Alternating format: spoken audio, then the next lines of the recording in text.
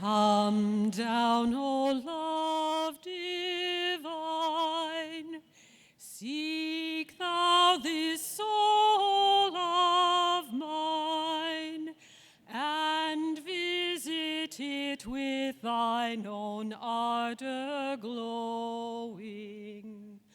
O Comforter, draw near, within my heart appear, and kindle it thy holy flame bestowing.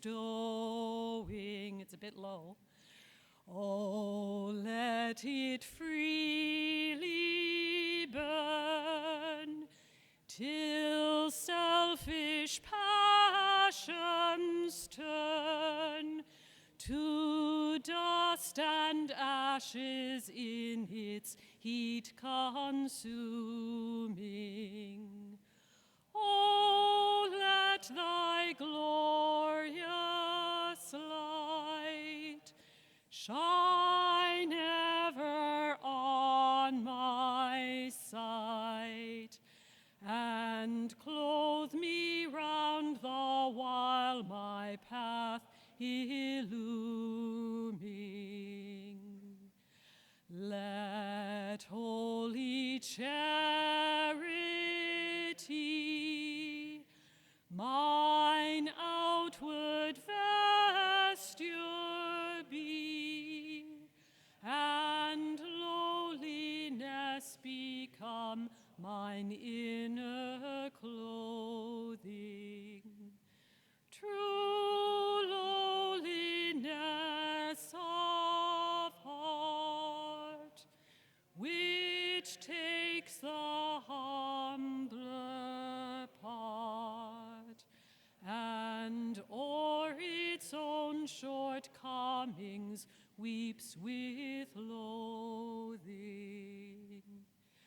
And so the yearning strong, with which my soul will long, shall far outpass the power of human telling. For none can guess its grace till they become the place wherein the Holy Spirit finds a dwelling.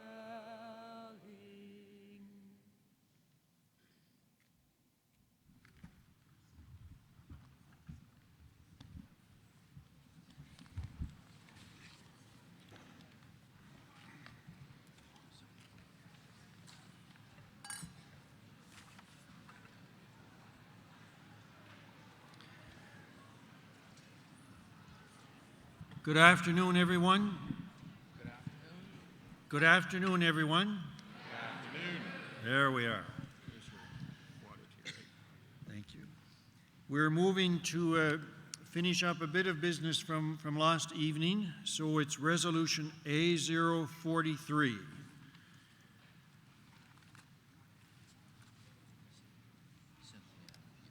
And the mover and seconder, if they could move to the microphone, please.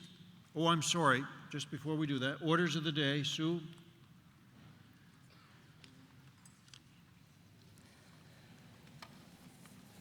Thank you. Right after the orders of the day, we will look at Resolution A043. This needs to be addressed before we hear from Bishop Jim Cowan with the nominating report. You may have noted that two resolutions have been removed from the no debate list, A171 and C001, and these will be dealt with in the course of the rest of today. The no debate list will close at 2:15. At that time, we will hear briefly from Faith, Worship, and Ministry, who will have some questions for us. And then we will return to the Governance Working Group. Following that, we will go to the covenant. There is a resolution concerning the covenant of the Anglican Communion. At 3:45, we hope, we will be looking at the resolution A171 about Jerusalem Sunday.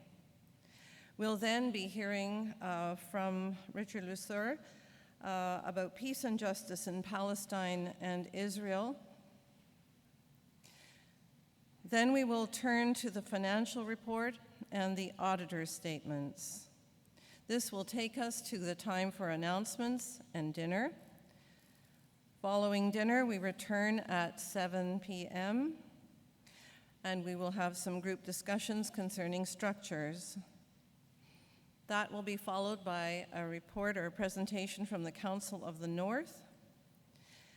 And at 8:30, we will have a second report from the Nominations Committee.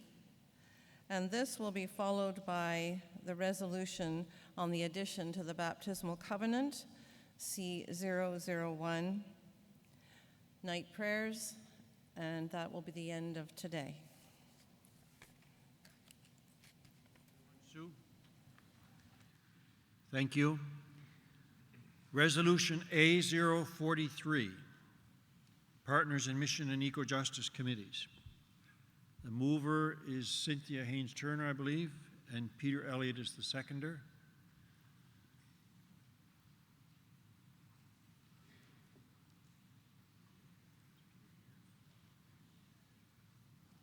Cynthia Haynes-Turner, Diocese of Western Newfoundland. This resolution is to divide up the Partners in Mission and Eco-Justice Committee into two coordinating committees, the Partners in Mission Committee and the Public Witness for Social Justice Committee. Not that long ago, these were two separate committees, and then for a number of reasons, one of which had to do, I think, with finances, the two committees were combined, and they met together. It was one committee for 6 years, 2 triennia.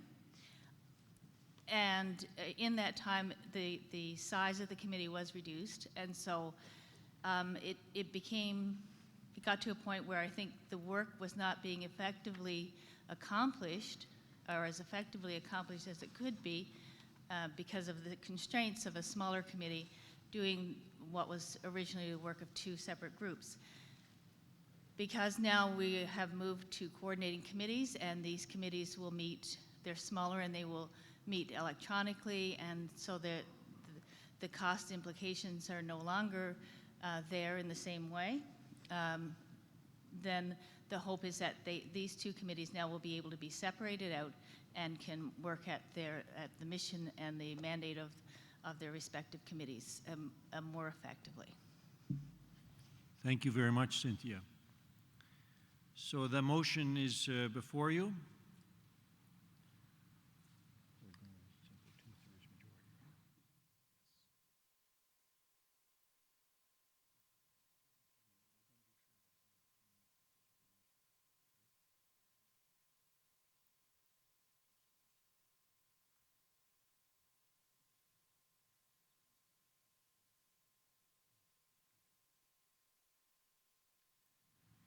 Microphone number 2.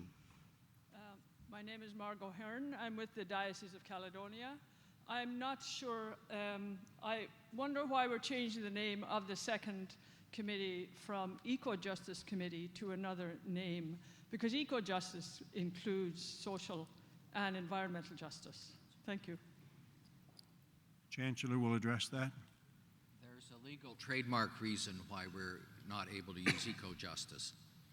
So.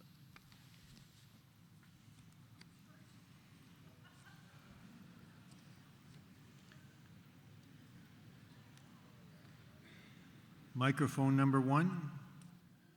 Case Swanenberg, Diocese of Nova Scotia PEI, Your Grace. Question, why not use ecological justice or some other term? Is it just the phrase? Because I fear that we're going to lose the emphasis on the wider view versus the narrower view of social justice. The matter with David Jones, The matter was considered thoughtfully about what the alternatives would be, and the suggested name is the name that by consensus was agreed upon. We can change it again in the future if we need to, but it can't be eco-justice, and I'm not sure that this is the right place to select a name, because there may very well be legal consequences of another name that we might select. So what I'm saying is this was a thoughtful choice.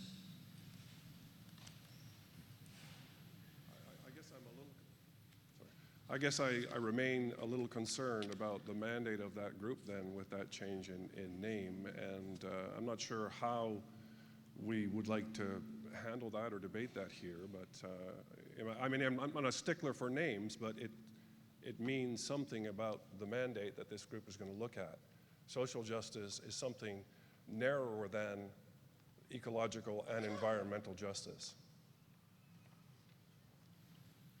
So the name change is meaningful. Okay. Thank you. Case, do you want to, can you just say what you said at the very end there? I didn't quite pick up the very last piece you spoke of. Yes, social justice is a narrower portion of social and ecological justice, environmental justice. It's more the latter is more all-encompassing. Okay. So I'll be happy to move an amendment. Okay. And that the name be changed from what it is now to, what is it now? Social justice. Social justice to public witness for social and ecological justice. Thank you. Let me just check with the, I saw the seconder going over there to accompany you. I'm wondering if the mover and seconder would be prepared to simply accept that as a friendly amendment. Yes? Thank you very much. Thank you, Case. Thanks very much. So the motion is before you. Our rules require, because it's a change in the accordance with the section 11B of the Declaration of Principles, the Constitution may be amended by 2/3 majority of each order voting at one session of Synod. So I think we need to use our clickers for a vote by orders, and that's how the results will be shown as well. So if you could take your clickers in hand. And you can vote. Bless you. That was a verbal one, I think.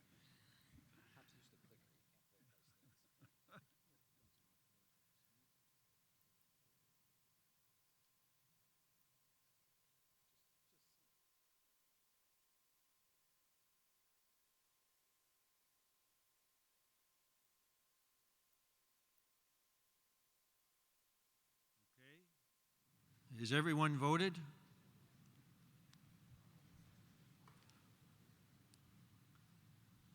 Okay, we'll declare voting closed.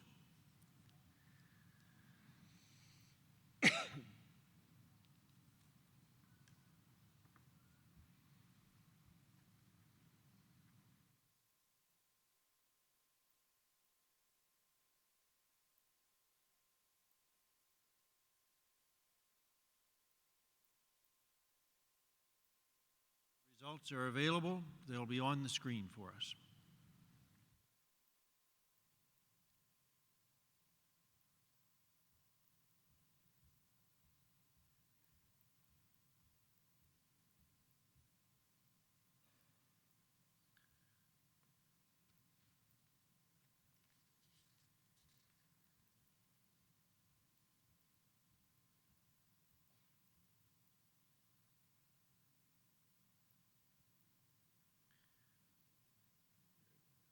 The motion is carried.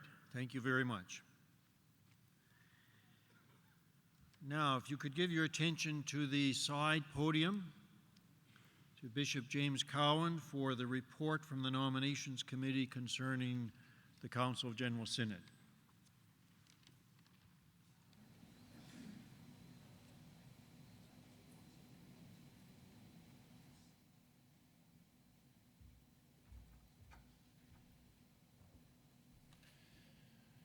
Thank you, Your Grace.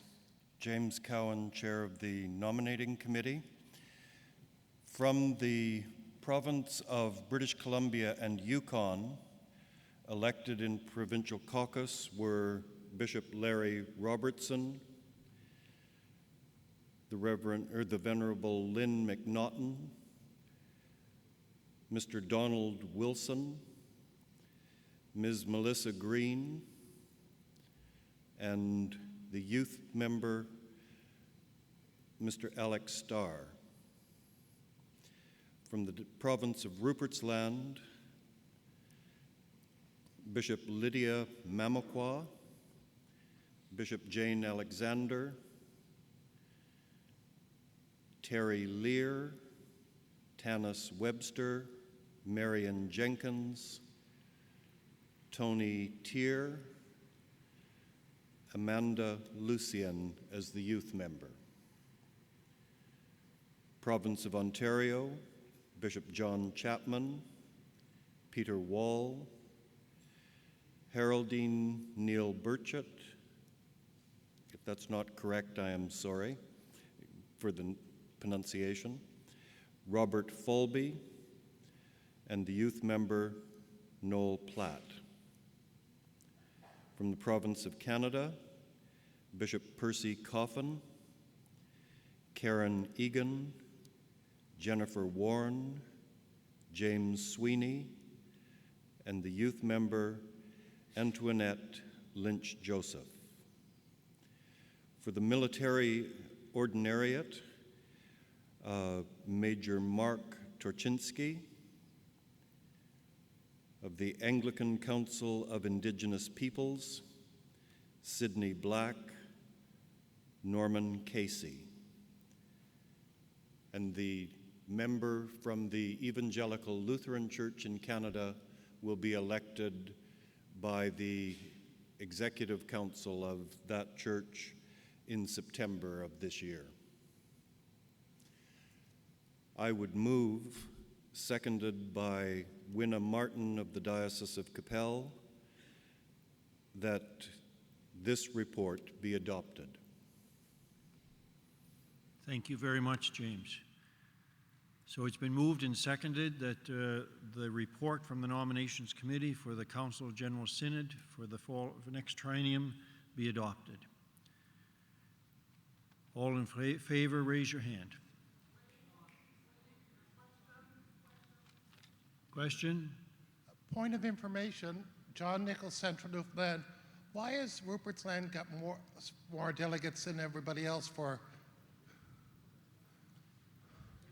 Because the province of Rupert's Land has 10 dioceses, and therefore it is an equivalent of 50%, or as the case in British Columbia, Yukon, or Canada, it averages up to that number. Thank you very much, sir. Thank you. I'm sorry I didn't recognize you at the microphone before I called for the vote. Those in favor signify by raising your hand. Thank you very much. That motion is carried, and congratulations to all the members of the new Council General Synod.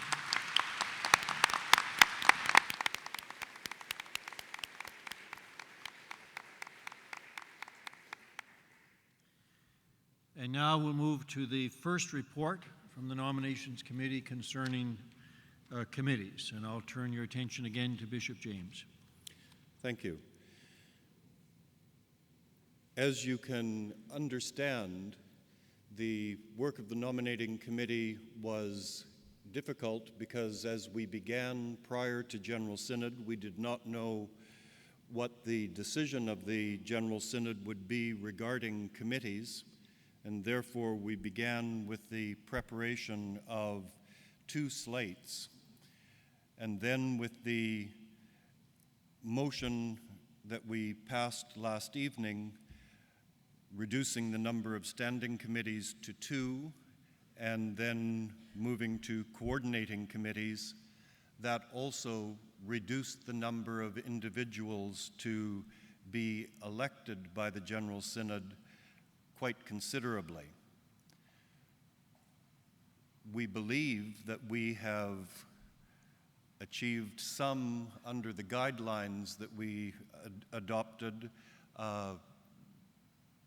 We've arrived at some good parity. There are 15 males nominated and 13 females. 8 male clergy, 4 female clergy, 4 male laity, 8 female laity, 3 male bishops, and 1 female bishop. There is someone from 4 dioceses in the province of Canada, 6 dioceses in the province of Ontario, 6 dioceses in the province of Rupert's Land, and 3 dioceses in the province of British Columbia, Yukon. Nominated for the Standing Committee Financial Management are Robert Dixon from the Diocese of New Westminster, Robert Falby, the Diocese of Toronto, Verna Firth, the Diocese of the Arctic, Leo Martin, the Diocese of Fredericton. For pensions, Stephen Andrews, Diocese of Algoma, Perry Cooper, Central Newfoundland, David Irving, Saskatoon, Jane Osler, New Westminster, David Seltzer, Ottawa, Sharon White, Niagara. For the Coordinating Committee Anglican Journal, Nisa Basbaum, Kootenay, Tara Munn, Athabasca, Robert Towler, Huron. Communications and Information Resources, Neil Elliott, Kootenay, Susan Titterington, Rupert's Land, Susan Wynne, Montreal. Faith, Worship and Ministry, Linda Nichols, Toronto, Deirdre Piper, Ottawa, Ansley Tucker, Calgary. Partners in Mission, Peter Fenty, Toronto, Christopher Parsons, British Columbia, Anne Patterson, Ontario. And I think I got the next committee's name right on my notes. Public Witness for Social and Ecological Justice, is that correct? Rick Chapman, Edmonton, Randall Goodfellow, Ottawa, Jennifer Warren, Nova Scotia and Prince Edward Island. For Resources for Mission, Glenn Mitchell, New Westminster, Jane Scanlon, Ottawa, Jeffrey Woodcroft, Rupert's Land.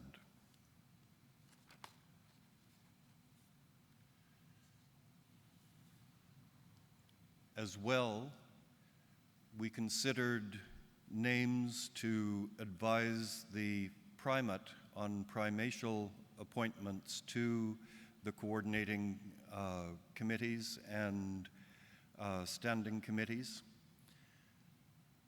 which would further enlarge the scope of diocesan representatives on the various of the committees. I have been advised that I would move the adoption of this report, seconded by Winna Martin of Capel. And if we adopt the report, then these are the committees elected by the General Synod. If we do not adopt the report at this time, then we would return with the second report. Thank you very much, Bishop James. So you're moving the adoption of this report, seconded by Winna Martin? Yes. Thank you. And we're understanding that by adopting it, we are electing these members to the councils as the slate's been presented. Is everybody clear on that? Okay.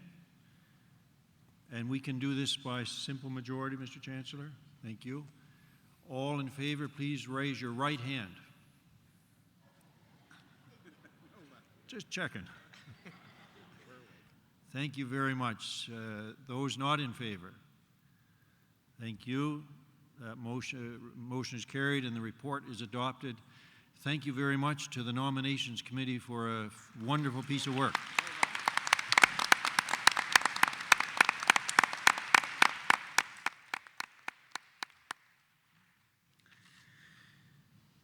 Thank you. Now we move to an announcement. The deadline for the no debate list is at 2:15, so you have about 18 minutes. We'll announce again at 2:15 that the deadline is passed. We're now moving back to notice of motion A121, and just a little word of explanation here. Last night when we were considering this motion, you'll recall that it was tabled. And it was tabled in the spirit of, with the request and the spirit that we deal with any and all other motions pertaining to the committee structure. And those were particularly motions A041, which dealt with the standing committees and coordinating committees, and A043, which we just dealt with a few moments ago, around dividing partners in mission and eco-justice. So the sense from the Chancellor and the Prolocutor and I is that having acted on those resolutions in accord with the request, we can now simply proceed back to a consideration of A121. We don't need to lift anything from the table. We've dealt with the request that was in that motion. So it's A121, embodying God's call, and the Chancellor, I believe, is moving. I had moved it yesterday, and it's now off the floor, and it's seconded by Jane Osler, that the General Synod receive the report of the Structures Working Group entitled Embodying God's Call, and commit it to the Council General Synod as a guiding document in moving forward with the structural renewal of the Anglican Church of Canada. And as we heard in some of the discussion from the Structures Working Group yesterday, we are in a between time. We've adopted the coordinating committee structure, which has enormous potential, I think, to liberate resources from across and access resources on a more targeted basis from across the country. And the purpose of A121 is to direct the Council General Synod to use the structures report, the Embodying God's Call report, as the lens through which the Council General Synod carries out its work over the next triennium. Thank you very much, David. Now the motion is before us. Microphone number 1. Your Grace, members of Synod, I'm not as grumpy as I was last night. Despite having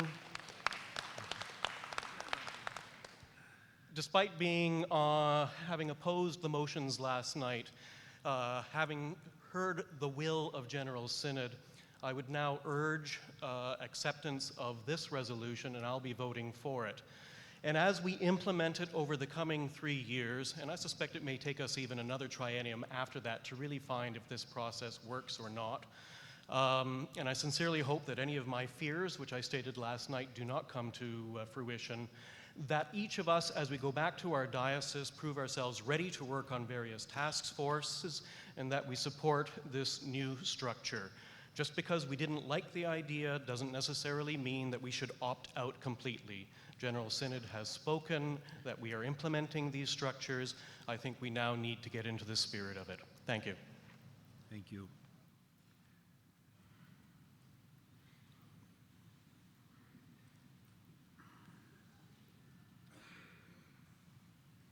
microphone number 2, I believe.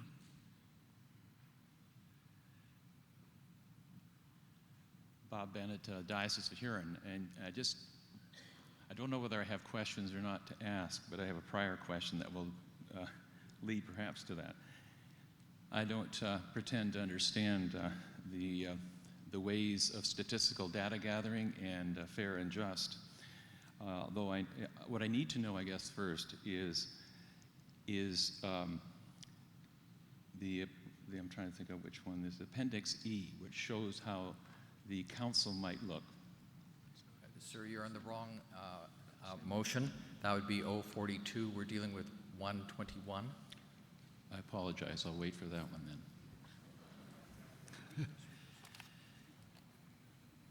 Thank you. I see no other speakers at the microphone. So the motion is before us. Those in favor, raise your left hand. Thank you very much. And those not in favor, raise your left hand. Thank you. That motion is carried. Thank you very much. I think it's appropriate for us at this point to show our appreciation to the Structures Working Group and the Steering Committee who've brought all this work to the Council General Synod and then on to this meeting of the General Synod. This is very important work that they've done on our behalf, and like Vision 2019, it gives us a reference point for the way we continue to do our work as the General Synod for the next number of years. So could we show our appreciation, please?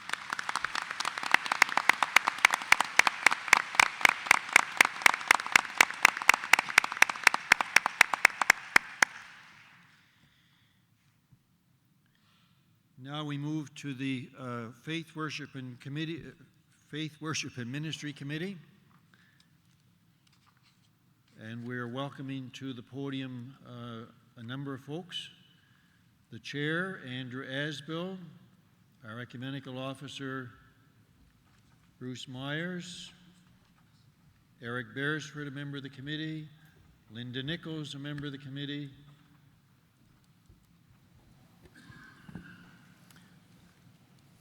We give your attention to Andrew, please.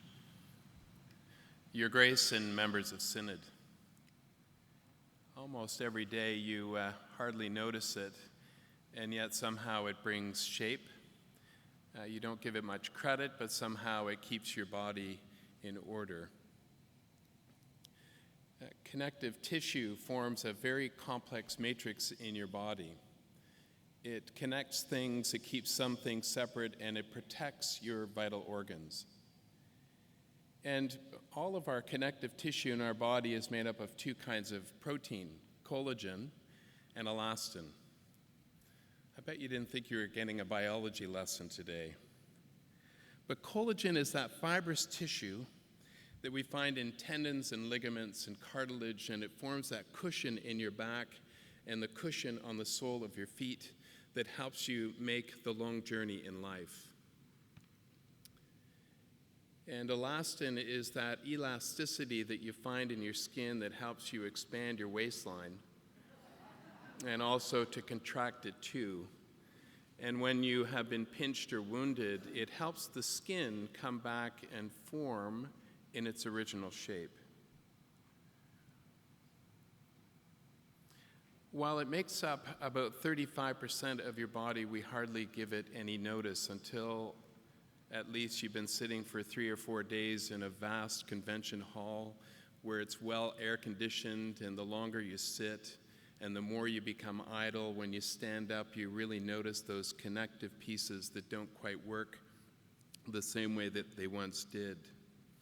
And as we become more and more mature, you realize that your skin doesn't quite have the same kind of elasticity, and you feel the pain in your joints. As we age, it's tempting to find remedies to push against the test of time, and so we find different products to do that. But it's more tempting, in fact, just to become idle. And the same thing can be said about religious communities, again, communities of faith. In times of diminishing resources and budget cutbacks, it's tempting, in fact, to break off all those little small connections and to protect only the vital organs. But we hear again and again in our scripture story that we as a people of faith are in fact called to do the opposite. Long, long, long ago, Ezekiel the prophet stood knee-deep in very, very dry bones. And he was compelled to speak to those bones. And ligament and connections and collagen and elastin and skin formed, and breath was given, and a people had a courage to stand and believe that God was calling them home. It has been my great joy and privilege to have been the chair of Faith, Worship, and Ministry these last 3 years, and in that work I've come to understand that this work is like being connective tissue in the body. It makes connections, it keeps some things separate, and it protects vital organs. The role of Faith, Worship, and Ministry is to help Canadian Anglicans to live out our Christian faith thoughtfully, prayerfully, and with commitment. Our work encompasses a diversity of areas: Anglican identity and doctrine, worship, theological education and ministry, ethics, ecumenism and interfaith relationships, congregational life and leadership. It is a vast matrix of work. And I would commend that you read our full report in section 009.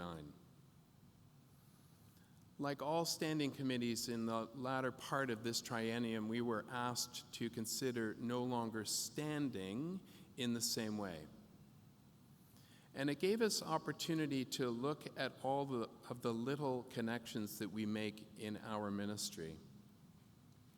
And we realized that in assessing and looking deeply with intent, we realized that by cutting back on all of those connections, it would be very easy for the body to lose its shape and its purpose. And by making coordinating committees, we are assured that the work will continue in new ways and fibers being made across new boundaries and across the land. It's tempting to tell you the whole story, but we will only tell you snippets today and tomorrow. You will hear from some of our committee members, and between those presentations, we are going to be asking you questions that will come up on the screen, and so it's your opportunity to use your clicker. And all of that information will be given to your bishop. I'm just kidding. The first word we start with today is faith. Trust, belief, inspiration, a knowing that compels us to stand and to believe that God is calling us home. It's the cushion that helps us take those steps into the future in faith. Today we will hear from Bruce Myers, who will talk about ecumenical and interfaith dialogue. We'll hear from Eric Beresford, who will speak of the Canadian African Bishops Dialogue, and Linda Nichols, who will speak about ethics.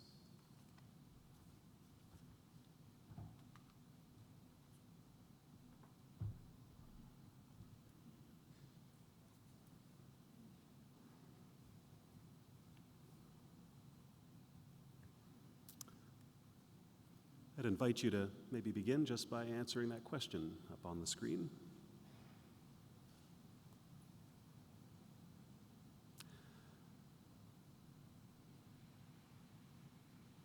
What is the point of being in dialogue with the Roman Catholic Church? I mean, it's not like we're ever going to reconcile our differences with them, which seem to get greater and greater with each passing year. Why are we in conversation with the United Church of Canada again?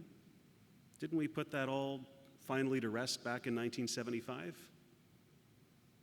World Council of Churches, Canadian Council of Churches, nice idea, I guess. But what do they actually do? Well, since becoming the Anglican Church of Canada's coordinator for ecumenical relations about a year and a half ago, I've heard variations of those questions, some put more diplomatically than others. And they're legitimate questions. So, why do we still bother engaging in ecumenical relations with Roman Catholics in Canada, with the United Church of Canada? What is the point of our membership in councils of churches like the CCC and the WCC? Why is the Anglican Church of Canada still engaged in the quest for Christian unity?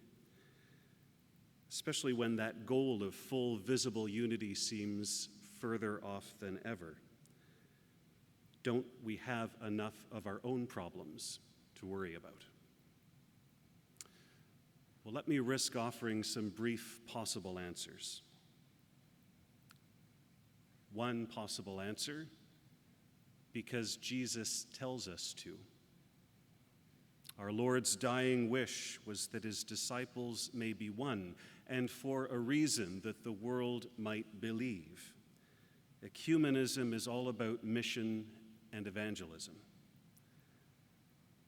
Because it's in our DNA as Anglicans, since we've taken seriously Jesus' desire for unity among his followers, Anglicans have been among the prime movers, always at the forefront of the ecumenical movement here in Canada and internationally. To be Anglican is to be ecumenical. Because divided, our Christian witness is compromised. How can we credibly preach a gospel of reconciliation when we ourselves remain comfortable in our divisions? As next year's week of prayer for Christian unity will ask, is Christ divided? Making more visible the unity of Christ's church is not an end unto itself. Ecumenism isn't just one area of the church's work, it is a whole way of being church, a way that infuses every aspect of the life of our church. Every single mark of mission can and ought to be lived out ecumenically. Ecumenism is the daily bread of dozens of ecumenical shared ministries across this land where Christians of different traditions share buildings, clergy, and worship. It's what's brought us into full communion with our Lutheran sisters and brothers, and to this very place this week, together for the love of the world. And it's what we seek in our conversations with our other sisters and brothers in Christ in Canada. With the Roman Catholic Church in Canada, we're currently developing a joint Christian education resource, a kind of faith basics for seekers based on the remarkable level of agreement on matters of faith that Anglicans and Catholics have achieved over the past 40 years of conversations, through which we realize that what unites us as disciples of Christ is much greater and much more important than that which divides us. With the United Church of Canada, we're exploring how to find what was good and true in our failed plan of union of 4 decades ago. What new model of unity might our two churches be called to? How can our two churches, which share so much history and geography in this land, work still more closely in revealing God's kingdom in Canada? As active members of our national and international councils of churches, the CCC and the WCC, we explore ways of doing all of those things with other Christian denominations across Canada and around the world. And it's through them that we engage in building relationships with people of other faiths. All that the Anglican Church of Canada does in its ecumenical relations is aimed at making more effective our church's mission by seeking ways to carry out that mission, Christ's mission, with other churches, so that every time we as Anglicans engage in any form of mission, ministry, outreach, teaching, evangelism, peacemaking, advocacy, public witness, in any and every sphere of life in our church, it becomes second nature for us to ask as the very first question, what other church or churches, which other ecumenical partners can we do this with? Archbishop of Canterbury, Justin Welby, recently said, "Ecumenism is not an extra thing that one can fit in because it's an interesting occupation. Ecumenism is the oxygen of mission and evangelism." As Canadian Anglicans, let's make it more and more the very air we breathe.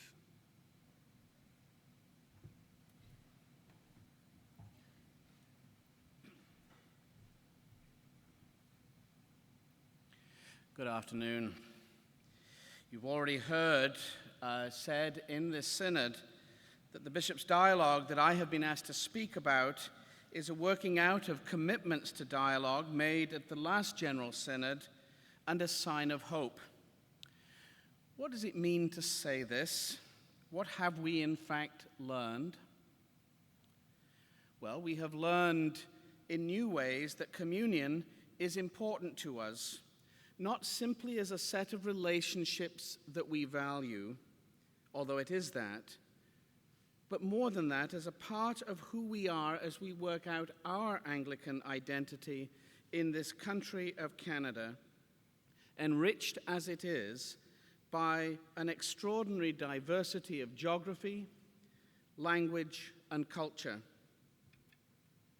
We have also learned some key insights about effective and constructive ethical conversation that are important not just to the communion, but are also important to us as we deal with contentious issues in our own church, in our diocese, in our parishes. We have learned that ethical conversations need levels of trust before they can even really begin. We can't have helpful ethical conversations unless we are first prepared to recognize the integrity, faith, and commitment of those with whom we are in conversation. It is about the place where we open ourselves to understanding why people take the positions that they take. In order to build trust, we have learned how important communication is. We have learned how important it is to arrive at the place where assumptions give way to understanding, where we can listen and understand how our actions and perspectives are received and how they impact the lives of others. Both of these are linked to the question of context and the need to pay attention to context. One size does not fit all, because diversity is a part of the character of God's work in creation and continuing work in redemption. Diversity is not some modern notion. In the 3rd century, St. Cyprian speaks of the importance of liberty within the bonds of affection. And the 39 Articles make clear that diversity is to be expected. Article 34 says, "It is not necessary that traditions and ceremonies be in all places one or utterly alike, for at all times they have been diverse and may be changed according to the diversities of countries, times, and manners." It goes on that we do this so that nothing may be ordained against God's work. In other words, we do this not provided nothing be ordained against God's word, but in fact because it's in the very recognition of the incarnational work of the church, of the context-specific work of the church, that we see God's word being ordained. The Bishop's dialogue has demonstrated that our diversity is not a problem that needs to be solved, but as far as possible, something to be understood in the light of our common commitment to mission, as that gets refracted through the challenges of our very different missional contexts. Running through all of these is the importance of relationship. The bishops underlined again and again the transformational character of their encounter. Archbishop Runcie used to say that we belong to each other because we meet together. In meeting together, our capacity to caricature or even demonize is eroded and replaced by a sense of responsibility for the truth of the other that we actually encounter. They were, we are, changed by meeting together. We have learned the power of dialogue to achieve that which debate does not offer easily, namely the place where commonality, relationship, and understanding can be held up as we seek decision-making processes that are less destructive of our common life in community. Recent example of this would be at our last synod in the discernment process which led to the statement that was made on issues around human sexuality. Dialogue of the sort that the bishops have undertaken is not for the faint of heart. It is demanding and involves great commitment and care. At the same time, it is clear that it is extraordinarily fruitful, even in the most intractable and challenging of situations. It demands that we understand each other better and offers us the promise that we will come away understanding ourselves better. It offers us a concrete way to live the unity within diversity, which has been the character and gift of Anglicanism since its beginning.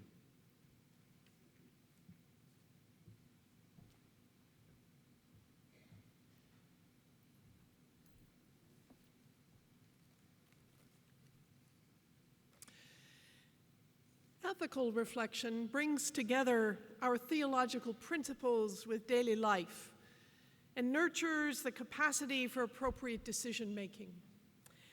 The ethics subgroup of the Faith, Worship, and Ministry Committee seeks to encourage that reflection on issues that currently face Canadian Anglicans, those issues some appointed by this body to them and others referred to it. Where appropriate, this reflection results in opportunities for the Church as a whole to articulate a common voice through resolutions of General Synod. In the past, Faith, Worship, and Ministry has assisted serious reflection on abortion, euthanasia and assisted suicide, human sexuality, sexual harassment and abuse, screening for ministry, biotechnology, and surrogate motherhood. This last triennium saw further work on encouraging the development of policies regarding abuse, sexual violence, and screening for ministry.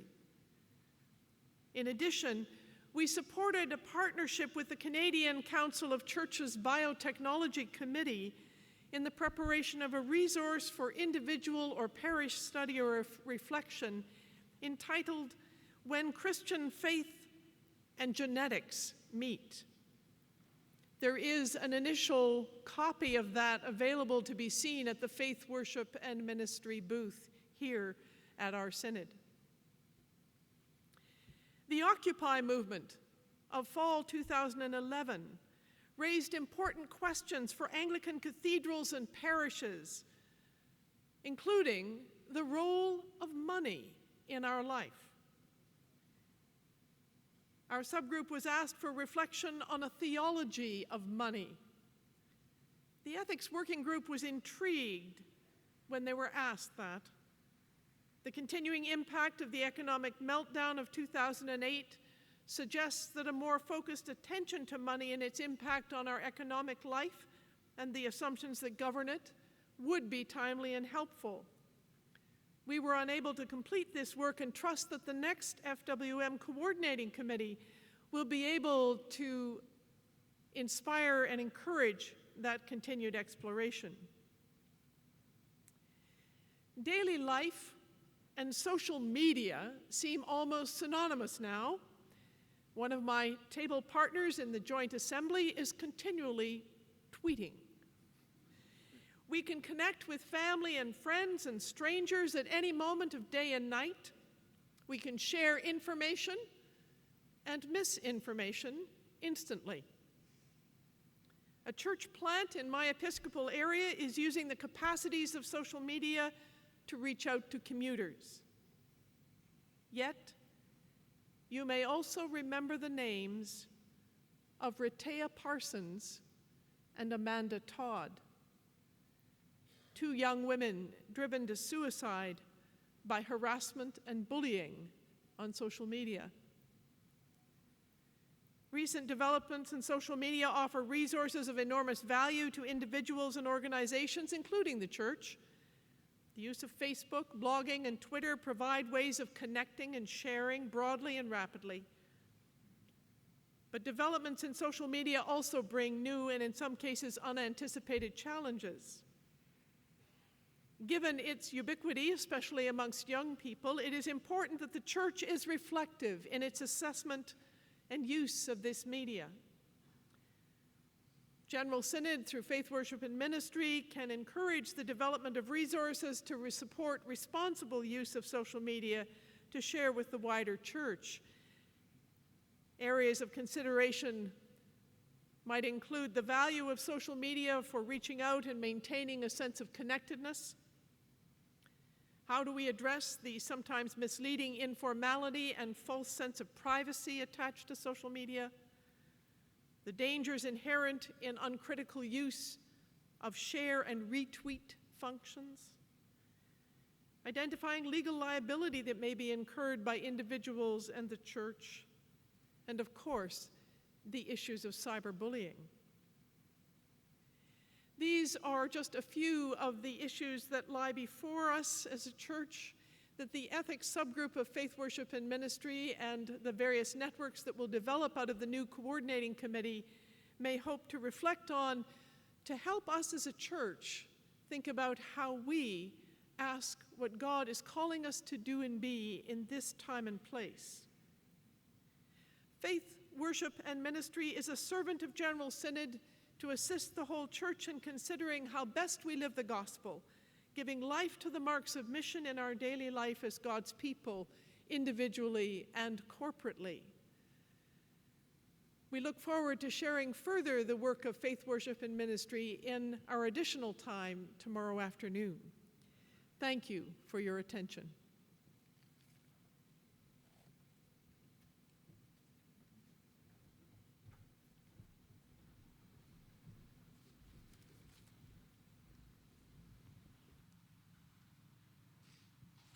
Thank you very much.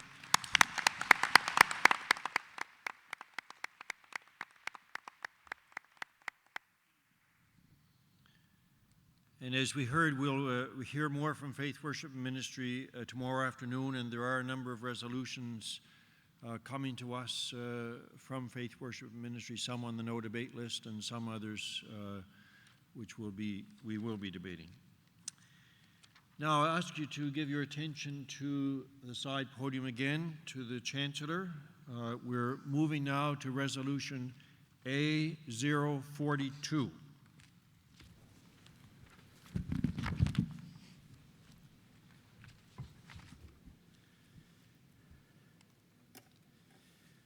number of clerical and lay members of General Synod. Archbishop, I'm David Jones. I'm the chair of the Governance Working Group, which consists of myself, Harry Huskins, Bishop Sue Moxley, Cynthia Haynes-Turner, Randall Ferry, and Monica Patton. And this is the third Governance Working Group, the third triennium that we worked together. And A042 comes out of the report by the Governance Working Group to the Council General Synod, which is in the materials at D007. And this report follows up from some work that was done at last General Synod and relates to the principles of representation, or the method of representing dioceses in General Synod, and more particularly, the method of determining the number of clerical and lay members of General Synod.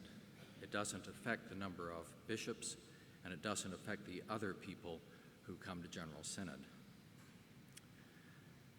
The principles of representation in General Synod are threefold. First, that all the three dioceses should have a significant voice at General Synod regardless of its size. Secondly, the number of members from each diocese should be proportional to the number of Anglicans in the diocese. And thirdly, that General Synod should not have so many members that it cannot function effectively as a forum for the exchange of views, the advocacy of positions, and the formulation of policy. Currently, membership, the entitlement for members, clerical and lay members in General Synod is based on the number of licensed clergy in a diocese. The number of licensed clergy is not a satisfactory measure of the number of Anglicans in a diocese for quite a number of reasons. First, there's a considerable variation in the licensing practices across the country, and in addition, focusing on the number of licensed clergy does not take account on our emphasis on the whole people of God. To give a bit of background, the size of General Synod in 2007 consisted of 302 members, 42 bishops, 10 ex officio, 110 clergy, 110 laity, and 30 youth members. General Synod in 2010 consisted of 294 members, which consisted of 40 bishops, 8 ex officio members, 110 clergy, 110 laity, and 26 youth members. The reason for the difference is some youth members didn't come. In 2013, now our numbers that were registered as of yesterday were 281. In 2010, at the last General Synod, the Governance Working Group proposed that we change our formula for generating the numbers of clerical and lay members of General Synod to the proportion that a diocese has of the average weekly attendance in the church. As a result, each diocese's entitlement to members in General Synod would have been determined by the diocese's percentage of the national average weekly attendance. And the proposal was that there would be a guarantee of at least one clerical and one lay member, as well as the youth members. The proposal we're talking about does not change the youth members. By the way, our current rules provide that a minimum is one clerical and one lay member. In Appendix A to the Governance Working Group's report that's in your materials, you will find the Governance Working Group's 2010 proposal. That proposal did not change the size of General Synod, except possibly for slight rounding, but there was although a subsequent amendment could have achieved the result of reducing the size of General Synod by reducing the multiplier of 110. 110 was the then existing number of clerical and lay persons, each 110 that could come to General Synod. The resolution from the Governance Working Group passed in all three orders, but by more than 60%. But it had not passed by the 2/3 majority required, and therefore, at the first voting of it, it did not pass. But the fact that more than 60% of each order voted for it told General Synod 2010 that there was a general will of General Synod to change the unit, the measurement, from licensed clergy to average attendance. And a reconsideration motion was brought to General Synod 2010, which passed, and the motion was reconsidered, and it was amended somewhat to provide that the 110 would be allocated by a diocese's proportional attendance at Easter communion services, and with a minimum of 2 clergy and 2 lay members from each diocese. In Appendix B of the report, you will see the wording of the resolution that was given first reading at General Synod 2010. The amended version from 2010 would have increased the size of General Synod due to the minimum of 2 members from each diocese from clergy and 2 members from laity.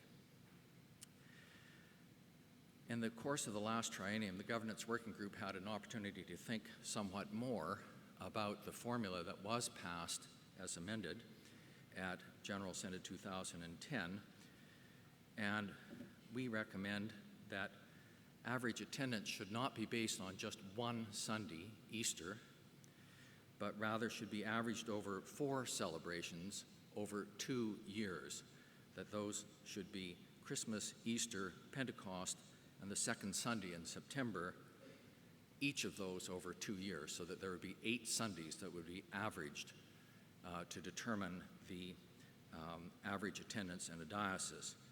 Using 8 would provide a better measurement than just using 1, and would mitigate the haphazards that could occur with a snowstorm or with Calgary getting into the Stanley Cup. Or Saskatchewan getting into the Grey Cup. So the first fundamental change from what was done that is being proposed from what was done at General Synod 2010 is to use 8 Sundays rather than 1. The second is the General Synod the Governance Working Group came back to looking at whether the minimum should be 1 clergy and 1 lay per diocese, or should be 2. And we came to the conclusion that it should be 1 and 1. That's in addition to the youth member. The youth member is not being changed, and in addition to the bishop, or bishops, which are not being changed. And the reason for coming back to 1 and 1 was that it would, that's our current position, and secondly, our current minimum, and secondly, that if you make it 2 and 2, and if you did that all across the 30 dioceses, you would increase the size by 60 people. Although I think we found another way to address that. The third change in our proposal from the 2010 one is that rather than doing a mathematical percentage of a diocese's average attendance compared to the aggregate national attendance, is that we should use a table with bands in it, so that if a diocese has an average attendance over those 8 Sundays of a certain number, that would entail a certain number, corresponding number of lay and an equal number of clergy representatives. And that the reason for that is, first of all, it's easier to calculate, and secondly, we currently have a table, although our table refers to licensed clergy instead of to average attendance. And finally, on doing the numbers, we came to the conclusion that the size of General Synod should be decreased somewhat. And you'll see in a minute that the order of magnitude of decrease might be somewhere in the order of 15%. So in order to gather some information about how the proposed formula would operate, Church House asked each bishop to provide statistics for attendance in their diocese for each of the 4 Sundays for 2010 and 2011. Church House provided a web-based vehicle for providing this information, and if you've read the material, you'll see that some dioceses reported for 100% of their parishes for those 8 Sundays. Others reported for some of their parishes, and some of them did not report at all, or I'll open a parentheses, we don't have the numbers. It's possible there was a report, but somehow it didn't translate into our system. Appendix C to the report contains the result of that request for those 8 Sunday statistics as of January this year. So Governance Working Group gathered that material together, and it proposed the revised formula, is proposing a revised formula set out in the appendix that we're going to talk about. And if we just used the statistics that we received and applied those to the table that's being proposed in Appendix D, that would tell you the number of clerical and lay representatives that each diocese would be entitled to. But of course, to some extent, that understates it, because to the extent that a particular diocese did not report any statistics at all, they'll be given the minimum of 1 and 1, rather than perhaps 3 and 3 or 4 and 4. Secondly, to the extent that a diocese reported some of its parishes, it would be an underreport as well. Appendix E contains an extrapolation of the numbers for those dioceses which have provided statistics. The extrapolation has been done by dividing the average attendance figure by the percentage of parishes in the diocese which provided statistics. This, of course, assumes that there's a 1-to-1 ratio throughout the diocese, which may not be the case. So the extrapolation is just really an order of magnitude estimate, extrapolation. It's not accurate, it's certainly not statistically accurate, but it was done to provide some picture of what might this look like if we used that kind of table.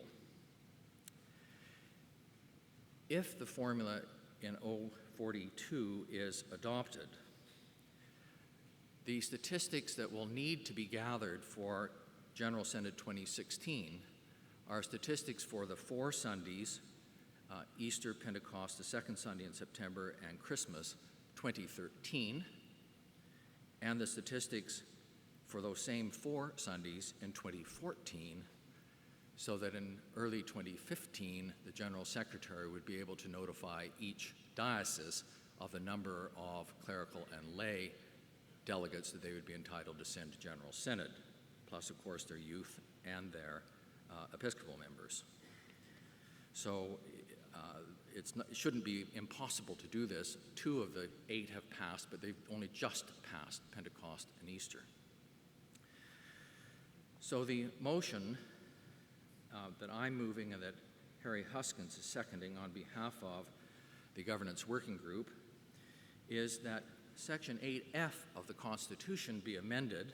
That's where the current table is, that is based on number of licensed clergy in a diocese, to provide that dioceses shall be entitled to elect clerical and lay members of the General Synod as follows. And then you will see that, for example, 1, for dioceses having an average attendance of 2,499 persons or less, 1 member of each order, and then it goes up by another 2,500 for 2 members of each order, then it goes up by 5,000 for 3 members of each order, and so on for each successive 5,000. We spent quite a bit of time trying to discern where to draw the bands that increase the numbers, and this seemed to make some sense and to bear some resemblance to our current situation. But it is probable that some dioceses, which if I could describe them as the middle dioceses, may have their representation reduced by perhaps 1. The second paragraph of the motion is to provide the vehicle for the General Secretary to provide the entitlement to dioceses in the year prior to General Synod. So for 2016, early in 2015, the General Secretary would provide that notification. And this resolution, if passed, would come into effect upon General Synod having given second reading to what is we know as A030, which we passed yesterday. And this would require it to be approved by 2/3 of each order. So that's the motion, Your Grace. Thank you very much, David. And Harry, you're seconding this motion? Thank you. So the motion is before us. I see David Irving, Bishop David Irving at microphone number 1. Your Grace, members of Synod, David Irving, Diocese of Saskatoon. I would like to move an amendment to the motion, and I hope that perhaps the mover and seconder might see it as a friendly amendment. Or not. My concern is that probably 1/3 of our diocese will only receive representation of 1 cleric and 1 lay in future synods. And so I would like to make this amendment that in section 8F, paragraph 1 be deleted, and paragraph 2 be amended to read, for dioceses having an average attendance of 4,999 or fewer, 2 members of each order. I have a seconder if it's not received as a friendly amendment. The seconder is Archbishop David Ashdown. Ashdown. Thank you very much. So let's test this with the mover and seconder of the motion. Are you prepared to receive this as a friendly amendment? Your Grace, I would be, except that the reference needs to be to paragraph Roman numeral, small Roman numeral 1 and small Roman numeral 2. Right. Thank you, yes. Thank you. So David, I think that your request has been incorporated as a friendly amendment. Thank you. All right. Thank you. Your Grace, with this, could I move that we move into Committee of the Whole? Yes, if you wish to do that, yes. That. Thank you. Harry Huskin is seconding that we move into Committee of the Whole. This enables us to, if we do this, it enables us to have a free and open discussion on any matters of concern with the resolution without speaking for or against the resolution. It's just an open conversation. It creates opportunity for clarification with respect to the substance of the resolution. So the motion to move into Committee of the Whole has been moved and seconded. All in favor, raise your right hand. Thank you. Those not in favor? Thank you. It's carried. We are in Committee of the Whole. So you're not speaking directly to the resolution itself. Any questions or concerns you want to share with the Synod with respect to the resolution?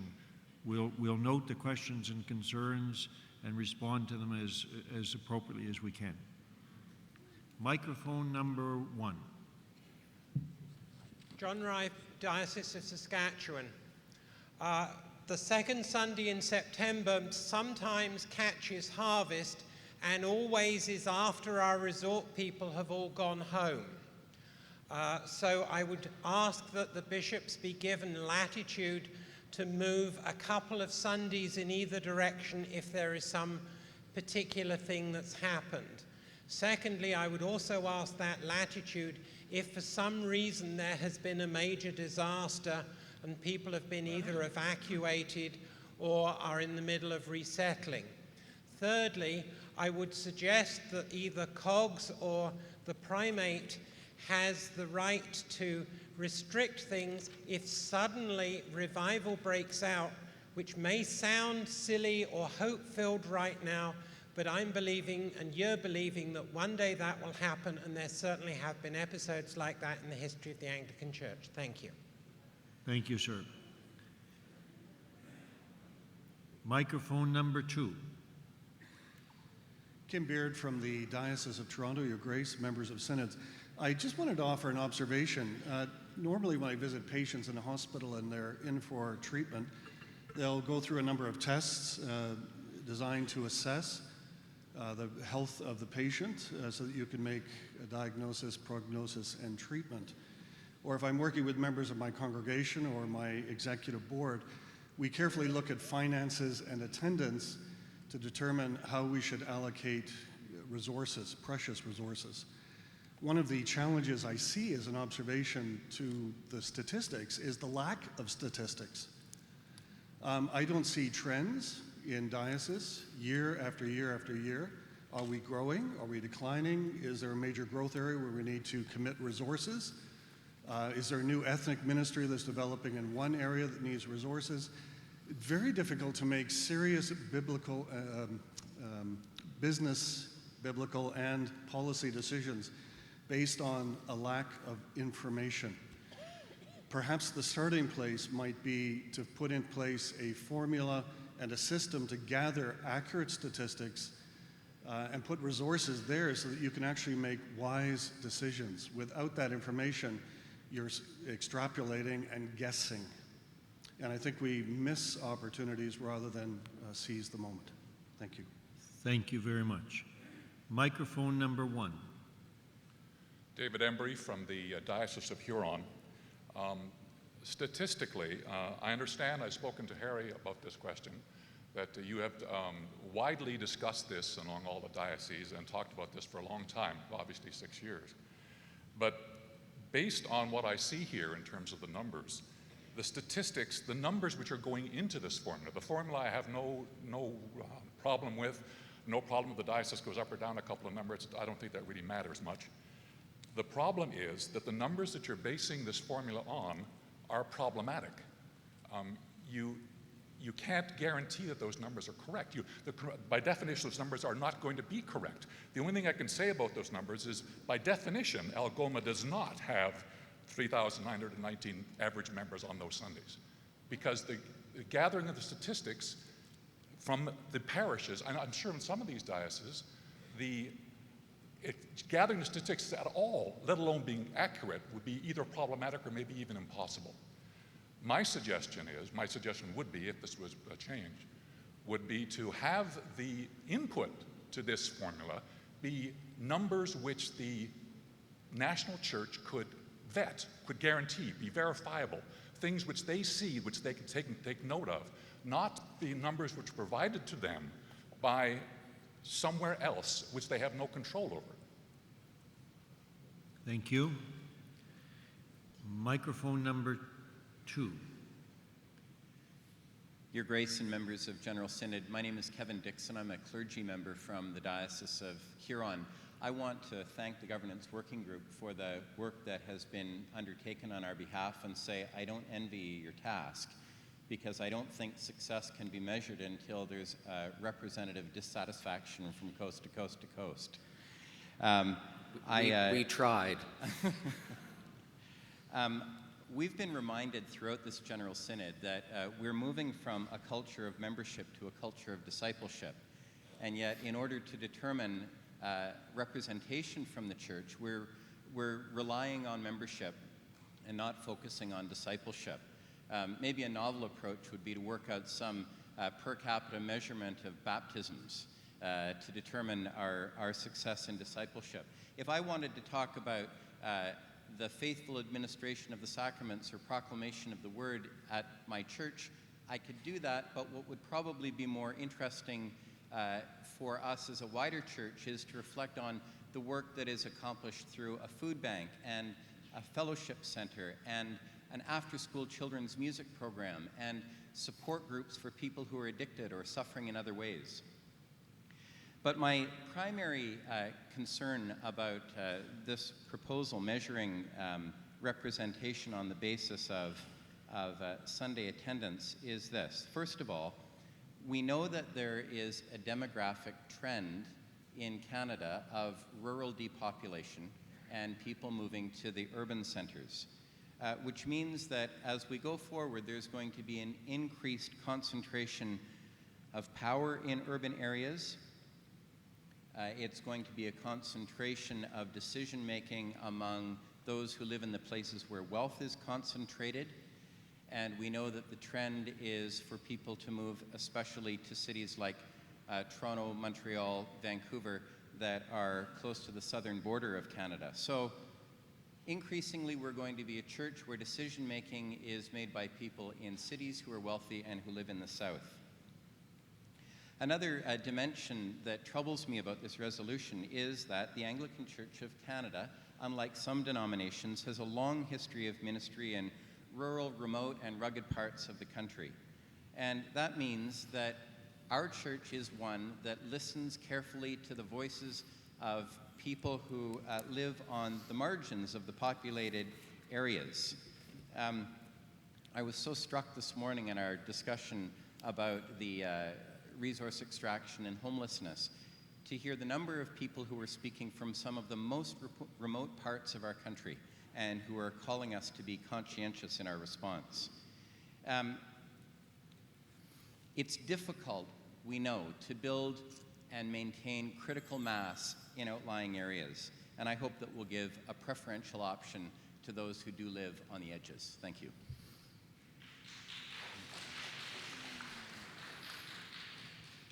Thank you very much. Microphone number 1. Jean Archbell from Diocese of Niagara. Mine is just a point of clarification. Does Christmas include Christmas Eve and Christmas Day? Is it a combination? Is it one or the other? And the same with Easter. Is that the vigil included? Thank you. Your Grace, could I answer that question? Yes. In footnote 4 of the report, there's a recognition that some liturgical celebrations in question may occur around specific named days. For example, Christmas would include not only services on Christmas Day, but also services on Christmas Eve, and Easter would include Easter vigils. In some multi-point parishes, Christmas and Easter services might occur on different dates at different points in the parish. We contemplate that clarification might well be needed, but that the Council General Synod could issue guidelines to flesh that out.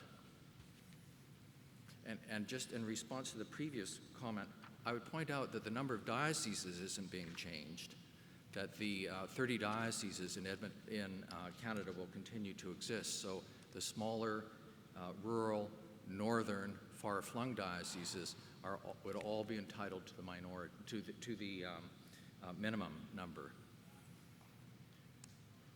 Thank you. We're back to microphone number 2.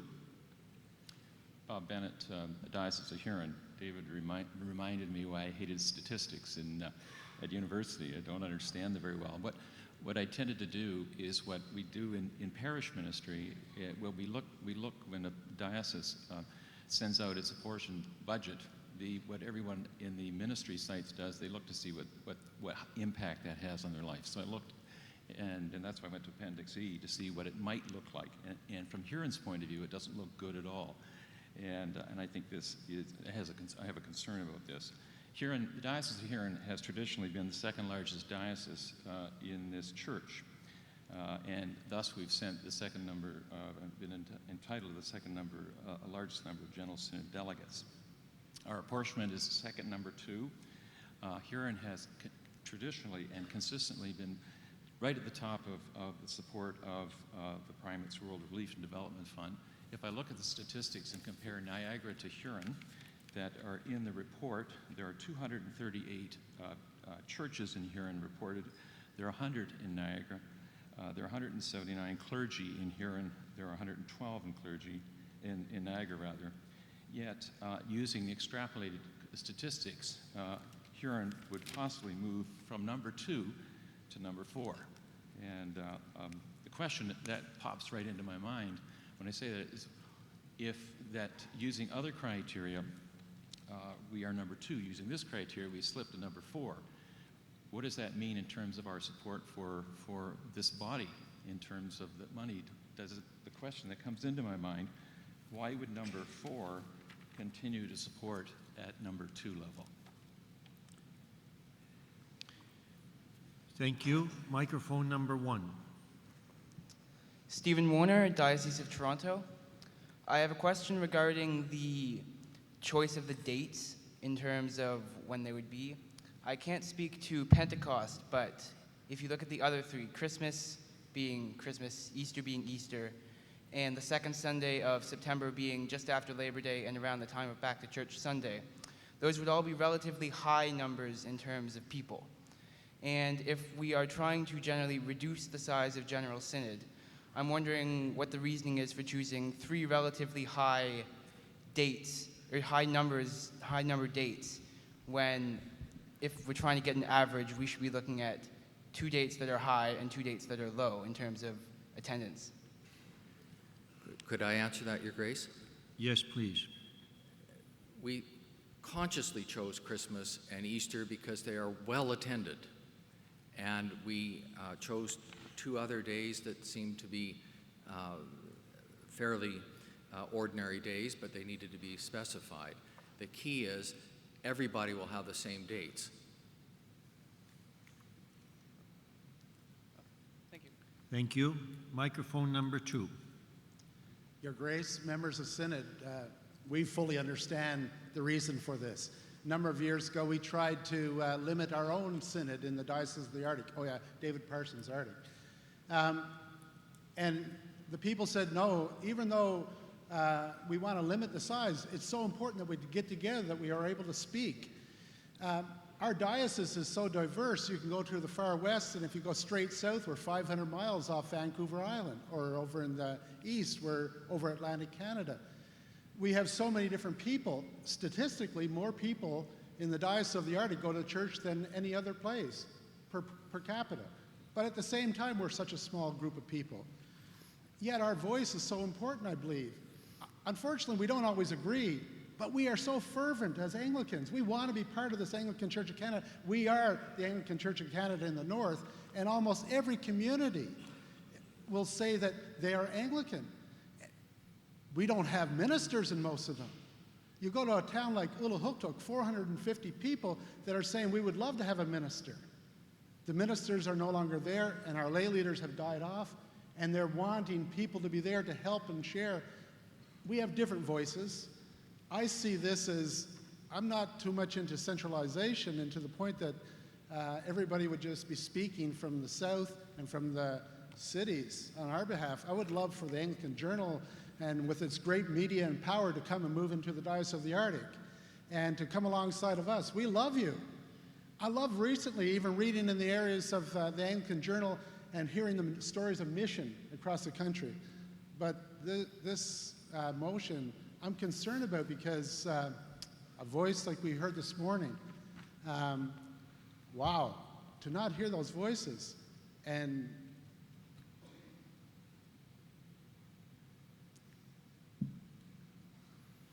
Thank you, David. Microphone number 1. Colin Johnson, Archbishop of Toronto. I speak in favor of this motion. If you do a statistical breakdown and analyze the data by looking at representation by population, approximately 1 in 5 Anglicans live in the Diocese of Toronto. If you did a representation by population, Toronto would have not 24 members of Synod, but 44 members of Synod. Actually, an additional 20 members would not add to the decision-making acumen of Synod. It would not increase the level of debate or the discussion. We are well enough represented with the 24 people that we have. One of the reasons that polls only sample a very small proportion of people is that actually in that small sample you get a representation of the wide scope of the whole debate. Toronto is an enormously diverse diocese. Rural, urban, rich, poor. The characterization of southern urban centers as centers of great wealth and of privilege and power and education is only true for a portion of the people who live in the city.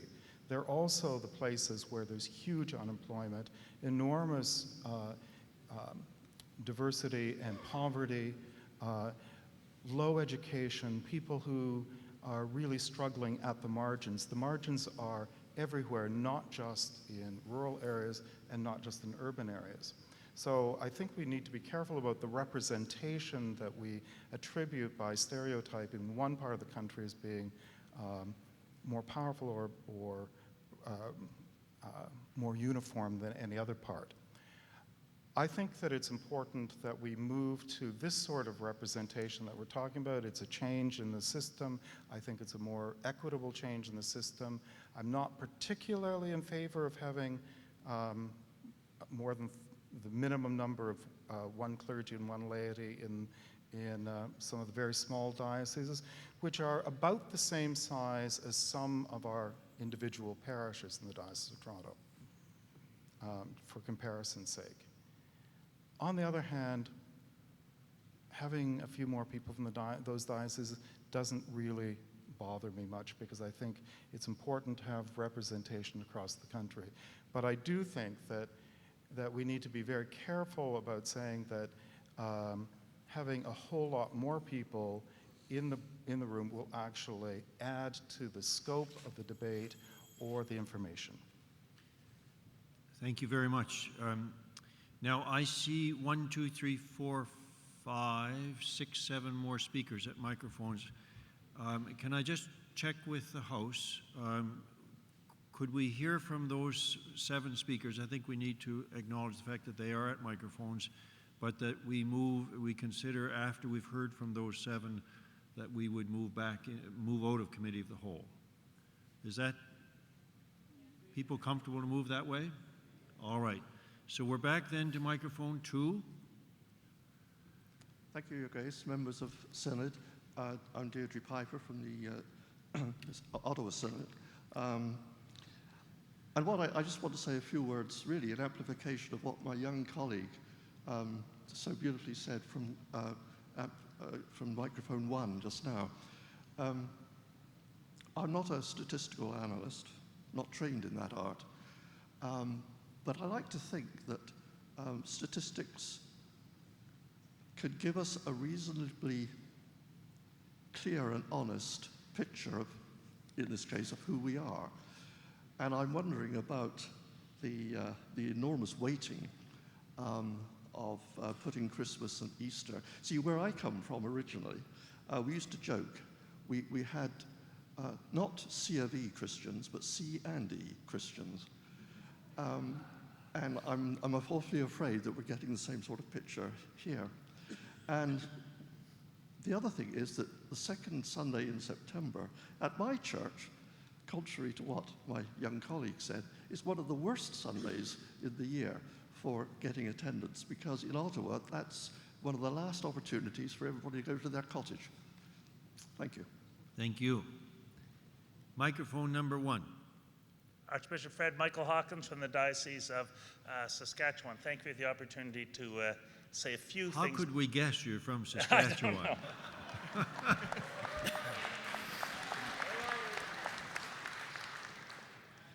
I just want to say a couple of things about this and thank the committee. It's difficult work, I know, coming up with this, and we have an experience of the council. I want to say something about that in trying to find some objective formula that we had difficulty with. I want to say that while no statistic is going to be completely satisfactory, people count, and we count people.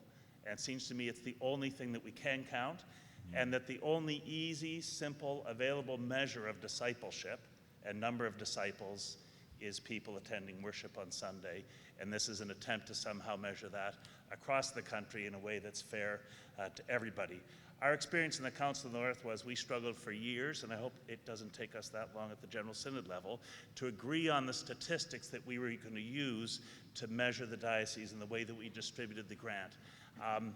We discovered that in the end we did have to commit ourselves to an objective formula, which was not really a question of trusting the formula, but trusting one another. And trusting that if that didn't work out, we would deal with that together. This is an interim measure, and if it fails, I'm sure that we'll be back here in 3 years saying, oops. Finally, I'll just say, in our case, I would have been happy for us to be reduced in terms of the proportionate size of the Diocese of Saskatchewan. We are much more highly represented than Colin said, Diocese of Toronto or many of the others. Finally, I'll say something about this later, but I know how difficult it is to get the statistics.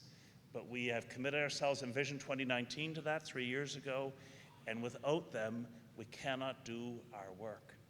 Thank you. Thank you. Microphone number 2. Yes, Jane Maskell of Diocese of Kootenay. I was less than satisfied with the answer to the question posed by the young gentleman about having 3 of the 4 Sundays being Christmas, Easter, and back to church Sunday. I think if we want average weekly attendance, we need average weeks. Average weeks. First Sunday in September, first Sunday in December, first Sunday in February, first Sunday in June, or sorry, March and then June. Average weeks. That would be average attendance, not Christmas and Easter when either people are out of town or you got a lot of guests in that aren't members of the church. So average weeks. Thank you. Thank you. Microphone number 1. Your Grace, members of Synod, my name is Alex. I am from the Diocese of New Westminster. I wanted to acknowledge the work of the governance group. It is a great step to move from somewhere where we do have issues with numbers of clergy to somewhere where there is somewhat less issues by population. But again, I think if we are moving from being a church of membership to a church of discipleship, there are great options out there that aren't necessarily this one. And so while we may move and accept this one for now, if that is the choice of this body, there is work to keep doing, and there is work to be done after this to continue to look on the governance working group. I did have a couple issues or points that I wanted clarification on.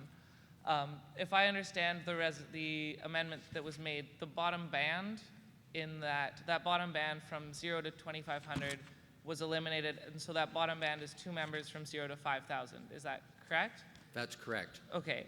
So my question is then, if that change affects, do we still reduce the general size of General Synod by the amount that was estimated before? I think the answer is yes. We, of course, can't know exactly until we get the statistics, which dioceses have to provide. Church House can't dream them up. But if we have the statistics, and if we merge the bottom 2 bands, which is what the amendment did, that would increase the size from the number in the report by perhaps 22. As opposed to, because that's one way to do it, and that's the way the amendment did it. The other way to do it would be just to say with a minimum of 2, in which case every diocese would have 2 more, which would have increased the size of General Synod by 60, which would have made it larger, at least as large as it is now, or maybe larger. I think the amendment will result in a General Synod somewhere between 10 and 15% smaller than the current one. All right, thank you. Then from one question to follow that, just I wonder not how we can maintain diversity in this body, not between having a wide representation from different dioceses, but how individual dioceses can bring diversity when we become a smaller body. And just, that may not be something that we can solve today, but it's something to think about as we move forward, and so that when we do come to this in the next triennium, there is still diversity in the body in terms of who each diocese brings and to this meeting. Thank you. Thank you. Microphone number 1. Hello, my name is Jeff Peddle, the Diocese of Eastern Newfoundland and Labrador. I hold a PhD in empirical theology, which is the application of statistical methods to religious behavior. And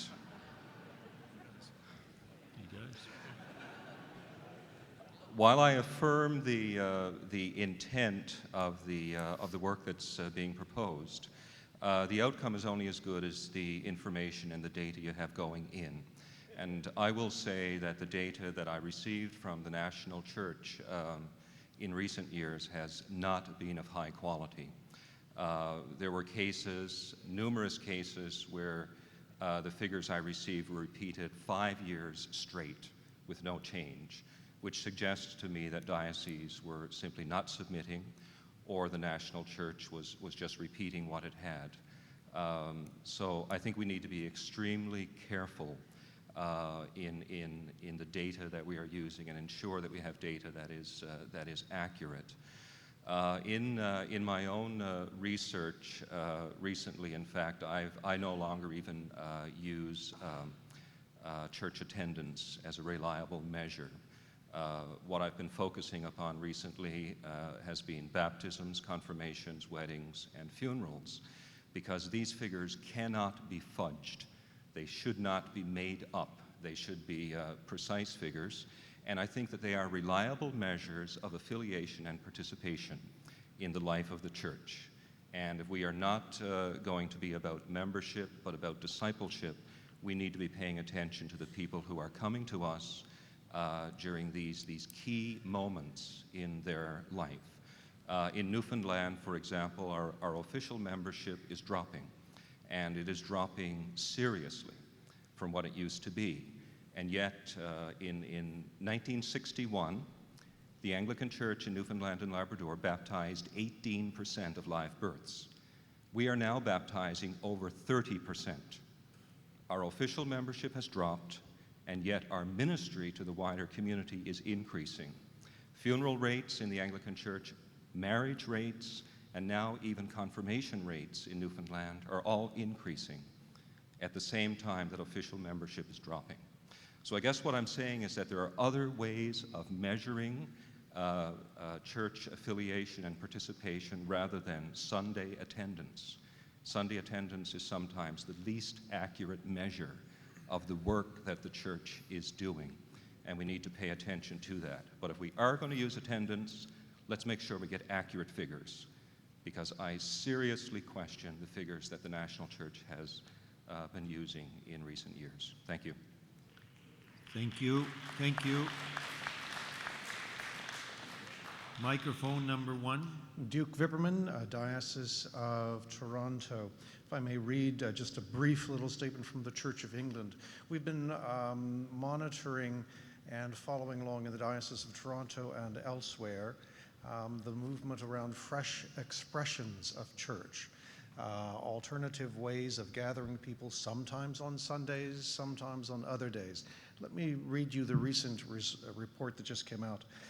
First statistical analysis of the Fresh Expressions movement has concluded that there are at least 1,000 Church of England fresh expressions of church or new congregations across the country. They aim to provide new forms of church which are different in ethos and style from the church which planted them, because they are designed to reach a different group of people than those already attending the original church. The emphasis is on planting something which is appropriate to its context, rather than cloning something which works elsewhere. Let me underline the next sentence. Around 30,000 people attend Fresh Expressions each month who do not attend traditional regular services, equating to an average of around 40 people per participating parish exploring new forms of church, the statistical equivalent of an additional diocese. These 30,000 are included in the average weekly and monthly statistics. What I'm sharing is probably going to be irrelevant to the motion, but it's worth pointing out that an increasing number of Christians worldwide are finding other opportunities, sometimes on Sundays, but many times not, to continue their following of Jesus Christ. For example, my own church has small cell church groups, a cafe church, other various gatherings. There's a pub church in Port Colborne, Niagara, and one across town from me called Pints of View. Messy churches in Niagara, Toronto, and elsewhere. There's a skateboard church in Perth, Ottawa. These are part of the fruit of the pioneering stream at various seminaries, Wycliffe included, and also the Reimagining Church course, which is widely available through John Bowen, Nick Brotherwood with the Fresh Expressions. Just to note that there's a lot more going on than we see on Sundays, and a lot of new people being reached. Maybe in the next triennium we'll come back and take a look at that. Thank you. Microphone number 1. Thank you. Marion Standish, lay delegate from the Diocese of Montreal. This is my first attendance at a General Synod. I would like to speak on behalf of small churches and rural congregations. We are 8 delegates from Montreal, and I am the only one off-island and in the rural areas. And as has been mentioned, diminishing populations, diminishing clergy who wish to work in the country. I think I would not like to see the value of the work done in the Anglican Church be limited to Sunday attendance and people in the pews. There must be some way to take into consideration the value of the work being done in the smaller areas. Thank you. Thank you very much. Your Grace, can I move that we move out of Committee of the Whole? Yes, please. Harry, are you seconding? Thank you. So it's moved and seconded that we move out of Committee of the Whole. All in favor, raise your left hand.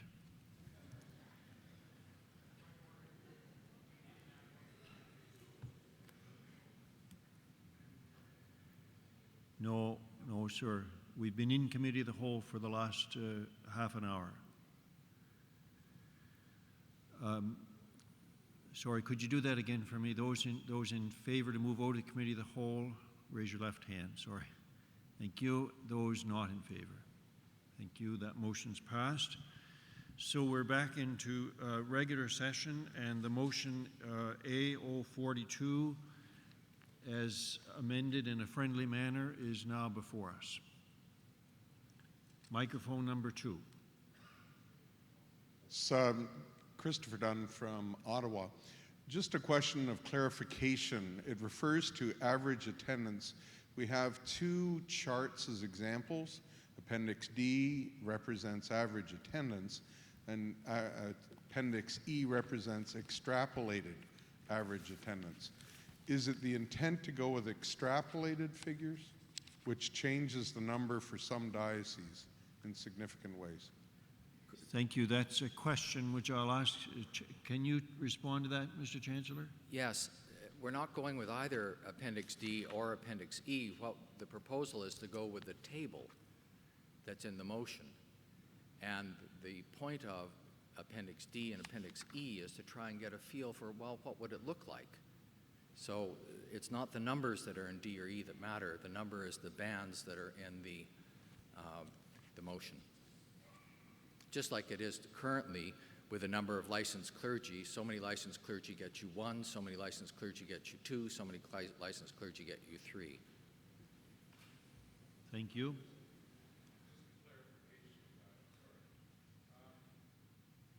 I don't know whether this is on. Does that mean then that we're just going with the raw numbers, I guess is my question.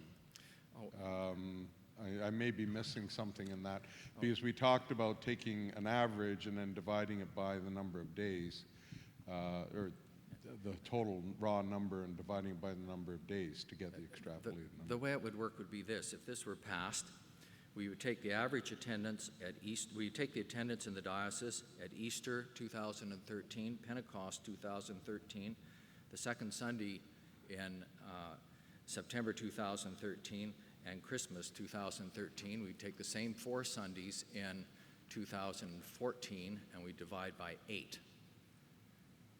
And that number would tell you where you would fit on the chart. And currently we do that by licensed clergy, which doesn't focus on anything to do with the whole people of God. It's part of the people of God. Thank you very much. Microphone number 2.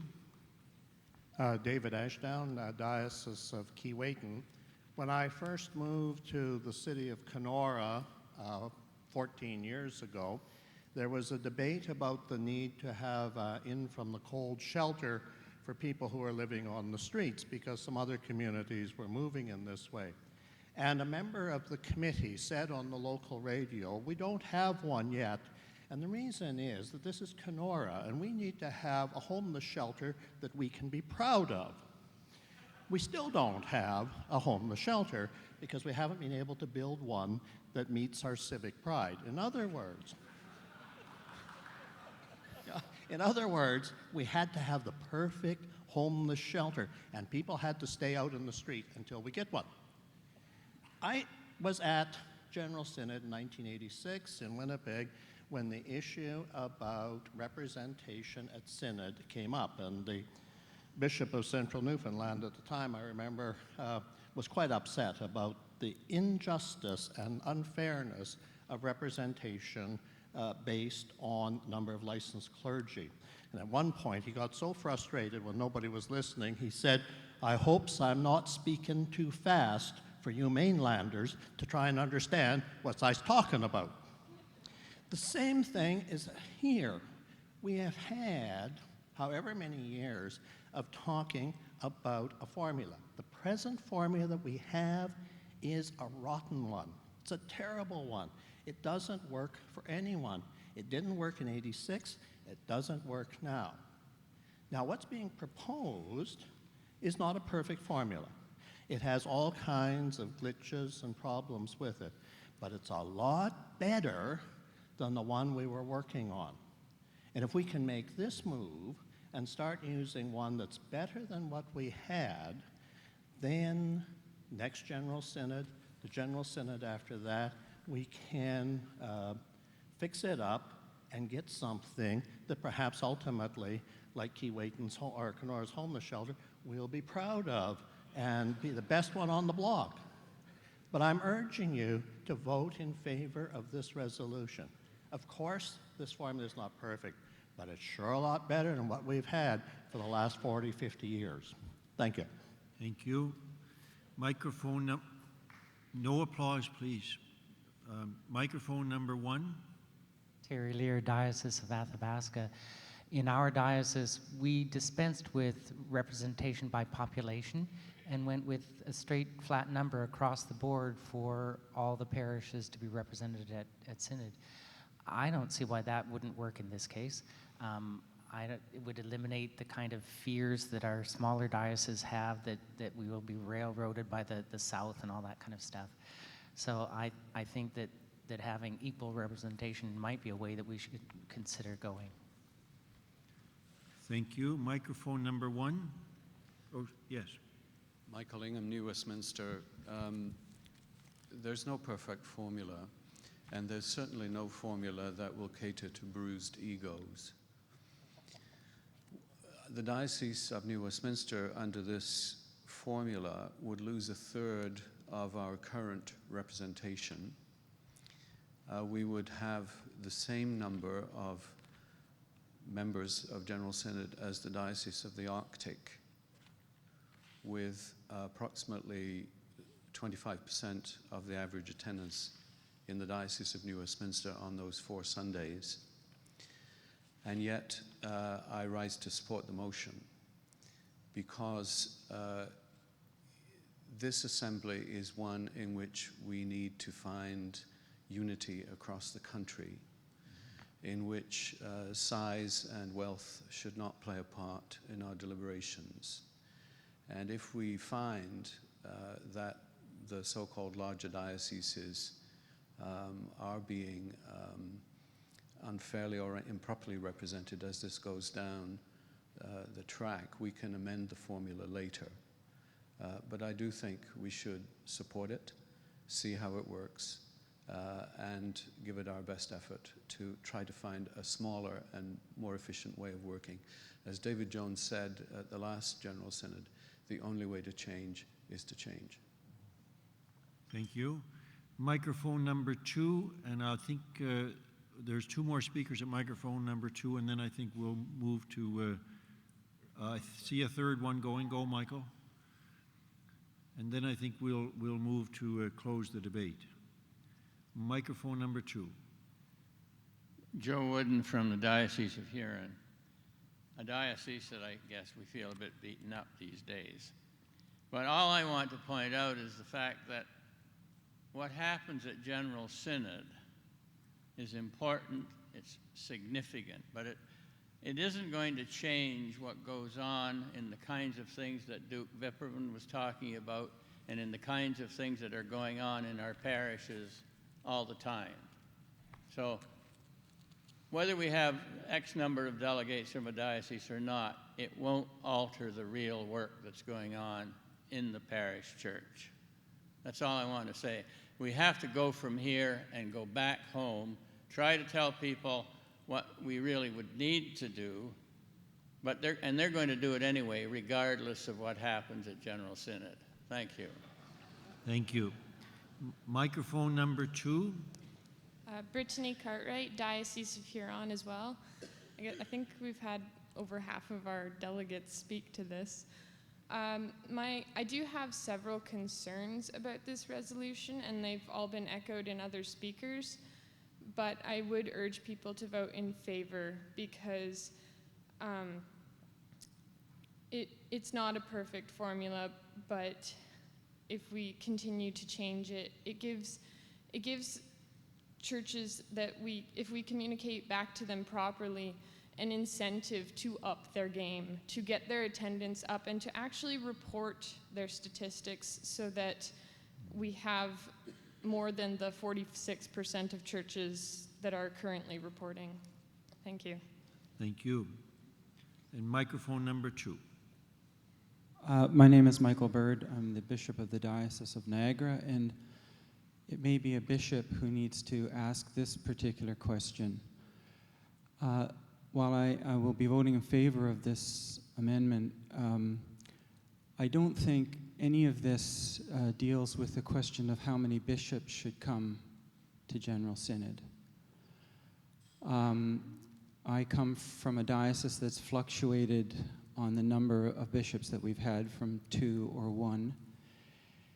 And it does make a difference for some of the votes that are taken here by orders. And I'm wondering if some attention can be given to that over these next 3 years, because I think it's an important, I think in the Diocese of Niagara, sometimes people feel 1 bishop is too many, so so I just put that out. Thank you, Bishop. So I think we're ready to close the debate. David, as the mover, do you wish to speak, make any closing comments? Yes, Your Grace, very briefly. Our current system is the number of licensed clergy in a diocese, and that's not an acceptable benchmark or unit. It's true that this is not a perfect way of measuring things, but perfection is the enemy of the better. It's also true that our statistics are woefully lacking, and that's a bit part of a much bigger picture that the national church and probably our provinces and dioceses and parishes need to address with some certainty, but it requires cooperation on the other side as well. One side benefit of this is there will be an incentive to provide the statistics for those 8 Sundays, and that we asked for them and we got the results that we got. But if there's an incentive, we're likely to get some. And I finally point out that, of course, this is not a measurement of valued ministry or forms of ministry. There are many, many other forms of really valuable ministry. But what we're trying to do is to figure out the relative representation by clergy and by laity from the dioceses, the 30 dioceses across the country, by reference to population somehow. So that's why the proposal's been brought, and as Bishop Ingham reminded me of my famous phrase last time, you can't change except by changing. Thank you very much. So the motion is before us. This is an amendment to the Constitution. It requires a 2/3 majority of each order. So if you would take your clickers in hand, please vote.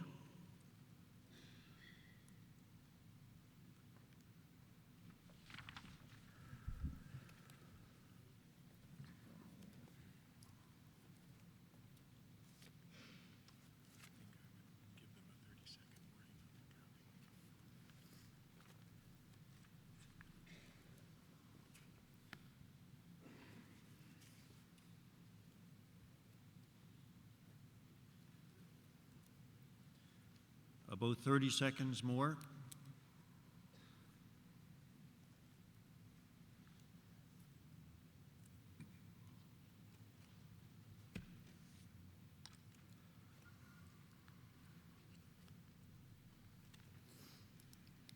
Everyone's voted? We declare voting closed, and we'll wait the results by order on the screen.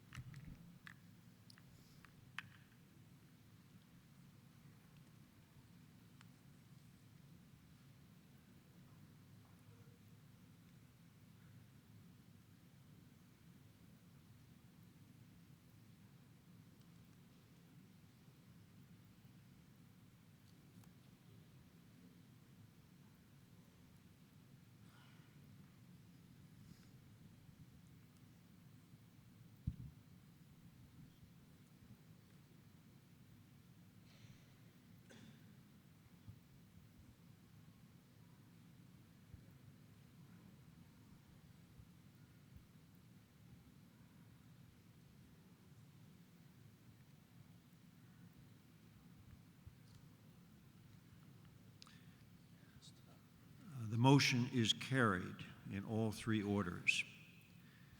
Thank you very much.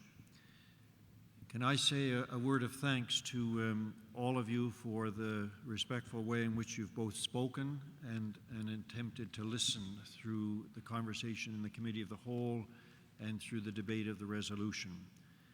I think the Chancellor, in his closing remarks around the motion itself, said some important things in terms of this is a significant shift from licensed count by licensed clergy to average attendance. And just a reminder to us that we had this conversation, and clearly the General Synod in 2010 moved in this direction. And what we've been about here in this General Synod is second reading of what the General Synod 2010 in fact passed. And I think, can I just reiterate, as patiently and as passionately as I can, how important the statistics are. How we gather them, yes, we probably need to continue to refine that process. But I want to place before you the challenge that I shared in Joint Assembly, that statistics is gathering them, and our commitment to do that and to be cooperative in that endeavor is a sign of our life together as a church, is a sign of our life as the national church, of which we are all members. So I want to urge that as that priority, practice in Vision 2019, keeping an eye on statistical trends, as we keep committed to that practice in Vision 2019, I'm begging for everyone's earnest cooperation, because if we have that kind of cooperation, then we have the kind of statistics that we can work with as effectively as we can for the good of our church and the way in which we gather and do our work that God calls us to do. Thank you. I'm going to suggest that we are behind schedule, but it was important for us to take the time we did with this resolution. But I think we need a 10-minute break. So, but please make sure it's only 10 minutes. Thank you.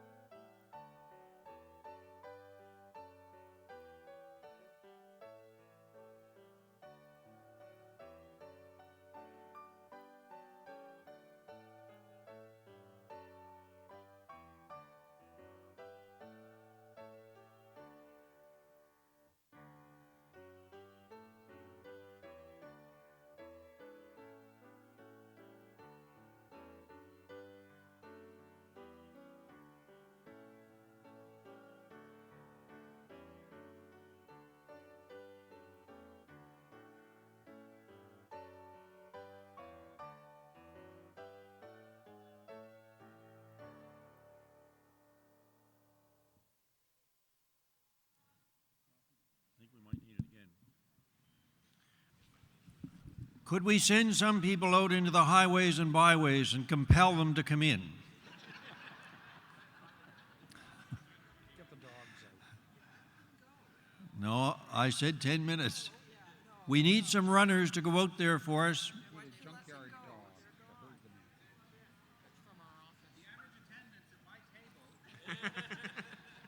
in. Yes. You want to pass that along to your friends? See if they.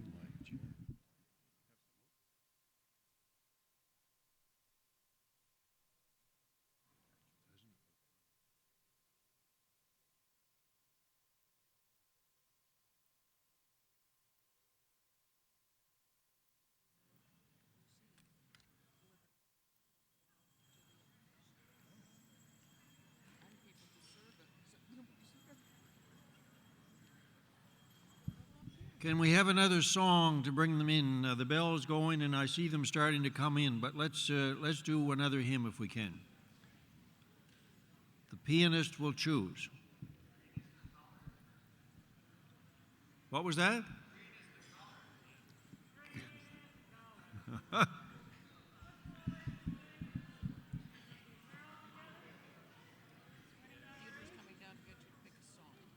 Okay.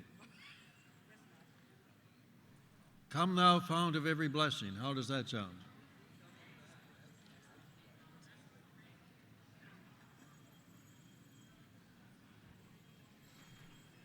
How does that go?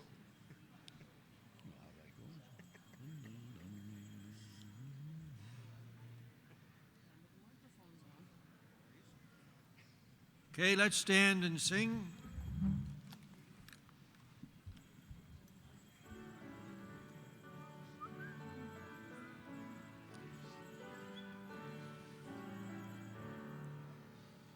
Come thou fount of every blessing, tune my heart to sing thy grace. Streams of mercy never ceasing, calls for songs of loudest praise.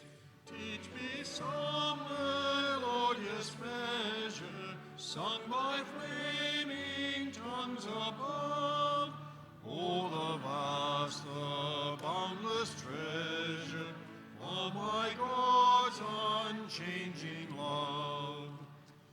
Here I make face affirmation, thus far by thy help I've come, and I hope by thy compassion safely to arrive at home.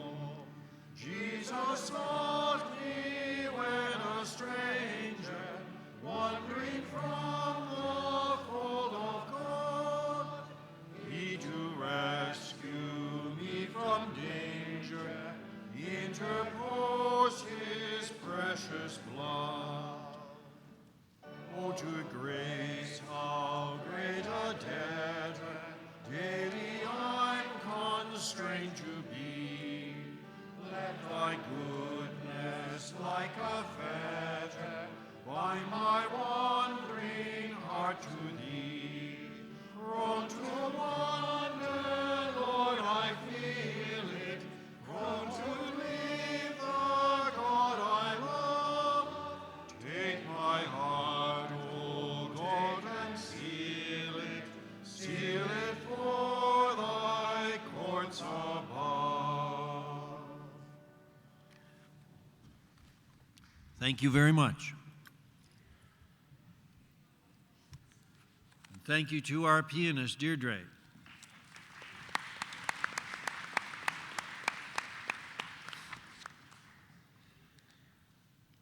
We move now to Resolution A120. This concerns the Anglican, the Covenant. And the mover of the resolution is the Venerable Harry Hoskins. Please give Thank your you, attention Archbishop. to Harry. It's, the motion is actually moved by the Chancellor, David Jones, and I'm seconding it. But as the members will understand, David has been working somewhat hard this afternoon. So with your permission, I'll lead.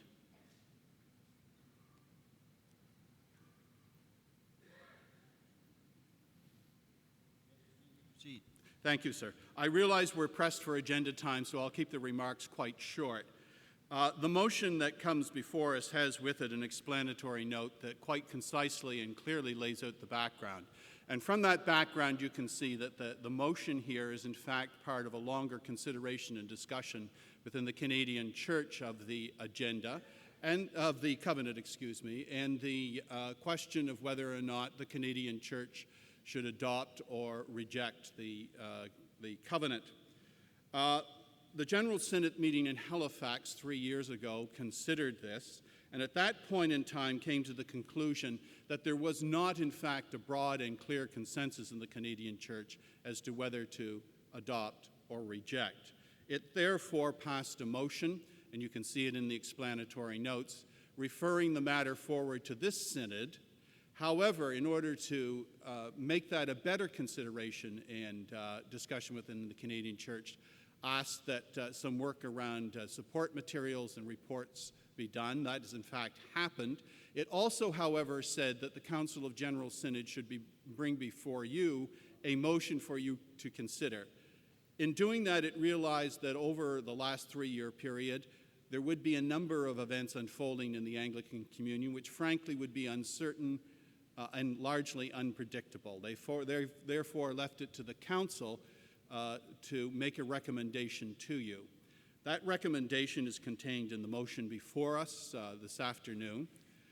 And when the Council met earlier this year and thought about this, prayed about it, discussed it, it also came to the conclusion that at this point in time there is no clear consensus within our church as to whether to adopt or reject the covenant. That frames the motion that's before you. It asks that the consideration and discussion that has been going on for the previous 3 years continue for the next 3 years, and that again the Council of General Synod bring a motion before the 2016 General Synod session.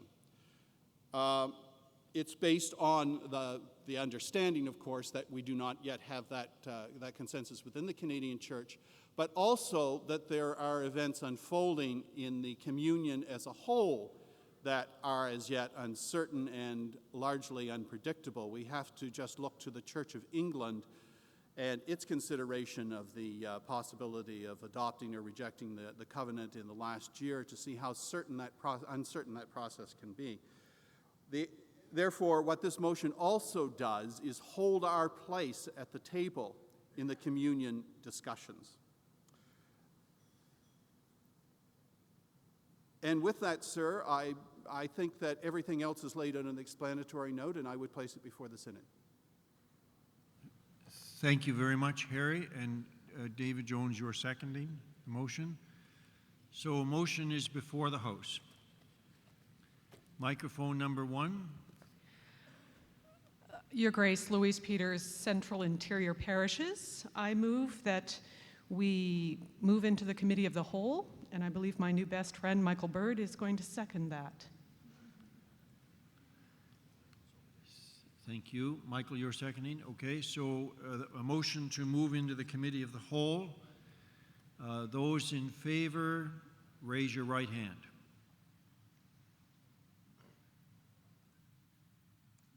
One hand only. I can see. Thank you. Those not in favor of moving into the Committee of the Whole. Okay, that motion is carried, so we are in Committee of the Whole. So in Committee of the Whole, we're not debating the resolution.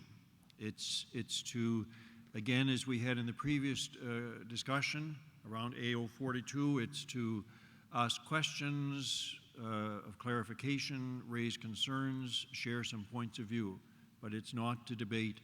No speeches for or against the resolution. Microphone number 1. Malcolm French, Diocese of Capel. I'm also the moderator of the No Anglican Covenant Coalition. Last night and earlier this afternoon, we passed motions to restructure various things to make the church nimbler, so that the church could more nimbly respond to things. And it just so happens that a couple of years ago, Anglicans Online, which is a well-known resource, wrote an editorial, and they don't usually take sides on controversial Anglican things, but in this one they said, The world is becoming nimbler, fleeter, more connected and more volatile. Structures are being rethought and certainties are crumbling. There will always be bonds and boundaries, but they will produce more elastic and more transparent. The rigid structures that have characterized church governance and legislations will change as a result. How can they not? The very looseness of the Anglican Communion, at least until the tedious years of the Anglican Covenant discussion, is what will give it the strength to move with relative ease in this new world. When the Church of England first debated the final draft of the covenant, and in the motion to send it to dioceses for consideration, the then Bishop of Lincoln, attending his last synod, pointed out that there is for every intractable problem a solution which is simple, clear, deft, straightforward, and wrong. And he suggested that the Anglican covenant was exactly that sort of solution for the problems of the communion. Others have compared it to trying to write a prenuptial agreement after you're already married and have started to hit the rocks. And it is, in fact, very much like that. A bishop from New Zealand said it was like trying to put the toothpaste back in the tube with a spatula. The fact of the matter is that while there have been varying opinions about the nature of the covenant, and there is that wonderful explicit denial in 4.2 that it really affects anybody's autonomy, there's this tricky thing about relational consequences that it talks about at great length. There are relational consequences that can be recommended. Now, I used to recommend consequences to my daughter. You don't have to eat your turnips, but you don't get any dessert. She didn't see that as anything other than a sanction, and clearly that was intended to pressure her to take a certain position with regard to her turnips. It generally failed. The purpose of the covenant, let me rephrase that. Not the intent of the covenant, but the effect of the covenant will be to constrain the churches of this communion as they function in their own contexts. That's been the point of this exercise, and indeed the people who were most driving that process at the beginning felt that the most strongly. And that's an ironic thing for Anglicans, for an Anglicanism that was born out of a rejection of the idea that central authority should control local churches. I mean, we may recall that line from the Articles, "The Bishop of Rome hath no jurisdiction in this realm of England." In Canada, we need to make decisions about things that relate to the Canadian context, and we are best suited to make those decisions. That doesn't mean we don't consider what the rest of the world might reflect back to us, but that we are the people who are in the position to make those decisions. The covenant sets up a process where we might make a decision and not even realize the depth of controversy that is there, but at some point after the fact, someone will go and request there be these relational consequences imposed. They will be recommended. It isn't clear what process is in place if some church chooses not to take them. This is a very problematical document, and I really believe that there is more consensus in the church than some might believe. Thank you. Microphone number 2.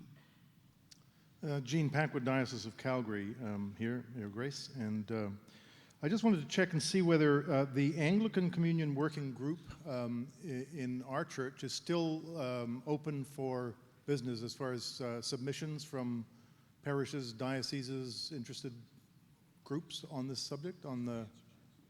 Yes, okay, thank you. And so who kind of runs that? Where does that go? Harry, do you want to speak to that? You're currently acting as the chair. Thank you, sir. At this point in time, I would suggest that any correspondence to the ACWG, in fact, be directed to the General Secretary. You can see that it goes to the right place. Isn't that so, Michael? Absolutely. There we go. Thank you. Okay. Personally, I think that, as my reverend brother down there said, the toothpaste is out of the tube, and we're probably not going to get it back in. However, here's what concerns me. That in a few months, the second Global Anglican Future Conference is going to be held in Kenya in October, actually, and a statement by primates involved in that, and I quote, say that the Episcopal Church of the United States and the Anglican Church of Canada continue to promote a false gospel, and yet both are still received as in good standing by the Archbishop of Canterbury. The fact is that there's a serious breakdown in, if not communications, in relationship. The fabric, as I've heard in the past, has been torn. And I'm really concerned that although the covenant as written isn't going to do it, that we're facing serious division. And I would hate to be cut off from brothers and sisters in that part of the world because of the actions of my church. And so that's the concern that I'd like to express. Thank you. Thank you. Excuse me, excuse me, microphone number 1. John Rice, Saskatchewan. I would first of all like to give my thanks to the Chancellor, who with great patience has dealt with all my queries by mail before I came here. Our diocese was established by a Scottish bishop. Bishop MacLean would have known what a covenanter was. It was somebody who by force disrupted an Anglican service because they wanted to push their own agenda. This doesn't mean that I'm not allowed to speak for or against at the moment. Maybe that's as well. You should regard this as scaffolding, like the bamboo scaffolding that you see in Hong Kong.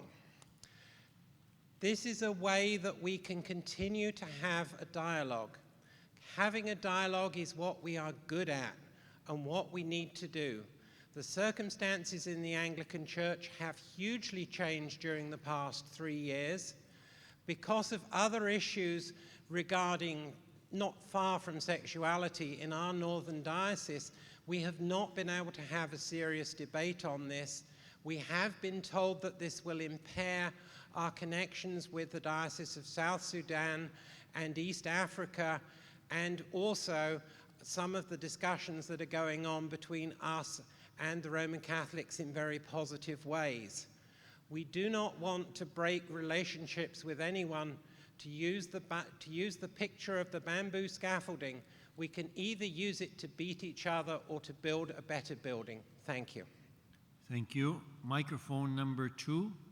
Your Grace, my name is Hugh Mackenzie from the Diocese of Algoma. I have a question of clarification. As I understand it, this is not a motion about whether or not we accept the covenant, but rather it's a motion of forwarding that decision to the next National Synod. That being the case, if the motion fails, what happens?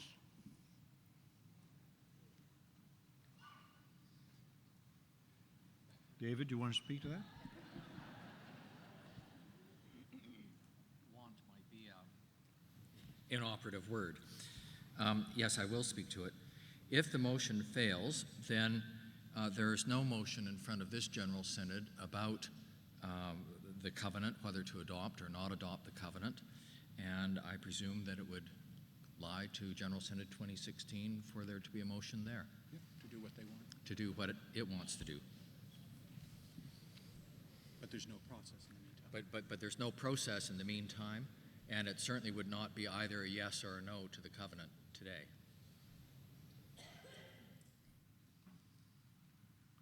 Does that answer your question, sir? Where are you?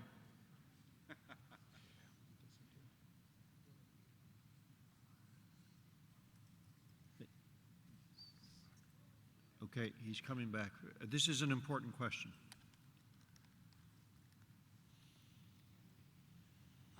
I'm sorry, I didn't understand the answer. It seems to me that there were instructions from the last synod that we deal with it at this synod, and that this particular motion is suggesting we move that to the next synod. So it seems to me that there's some question of what we do if the motion fails. With respect, the motion from the last General Synod was to direct the Council General Synod to bring a recommendation regarding the adoption. And the recommendation that the Council General Synod has done is bring a recommendation that the adoption, the question about whether to adopt or not adopt, be dealt with in 2016. Thank you. Microphone number 2. Your Grace, my name is Michael Bird from the Diocese of Niagara.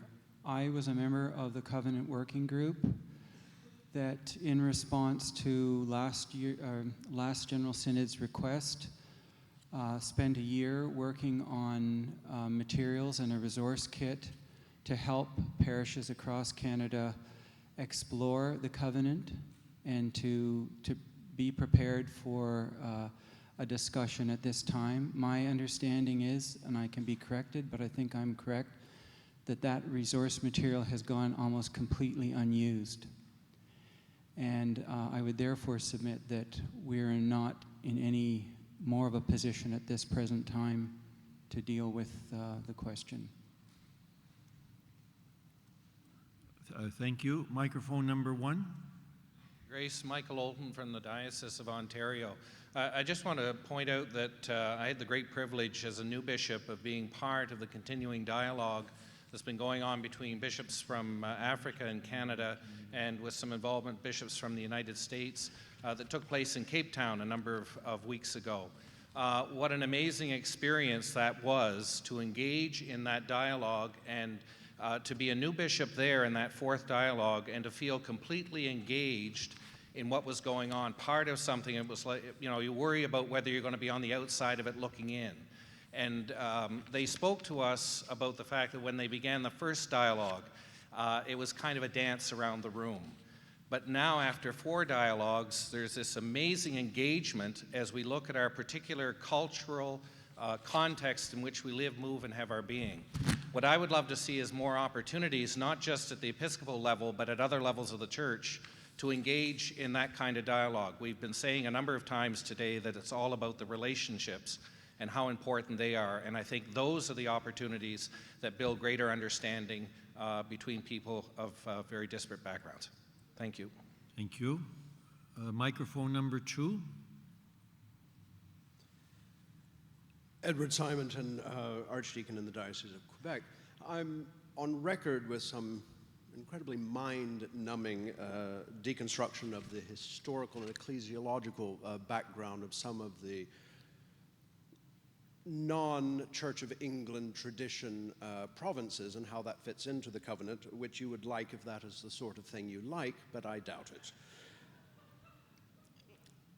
Is this not a motion that basically is a very Canadian polite way to say no, because the body blows that the covenant has received at this point, as it kind of staggers after what happened in the Church of England and the Scottish Church saying an absolute no, we won't even consider it, etc., that if somehow the covenant regains its balance and somehow shows a sign of life, we're not out of the discussion. However, if it goes the way that it looks like it's going to go and it falls dead upon the floor, we as Canadians have said, well, at least we didn't give up on you before the end. So it seems like it's a good way to hedge our bets one way or the other. And I'm assuming that's what this motion does. Thank you. Thank you. Microphone number 1. Dorothy Davies Flindle from the Diocese of Ontario. I just want to emphasize the words from our own Bishop, Michael Olton, and to say that I remember hearing, I think, from Bishop Michael Ingham on one of those first conversations between our bishops and bishops in Africa, and how important they are and how the growing importance of those. And I would like to suggest that as members of the Church at large, we hear more detail from those. I think it's most encouraging, and I would like to hear more reports from those conversations made available to all. Thank you. Microphone number 2. John Bruin from Toronto. Just follow up on the question a few speakers ago about what happens if we vote this motion down.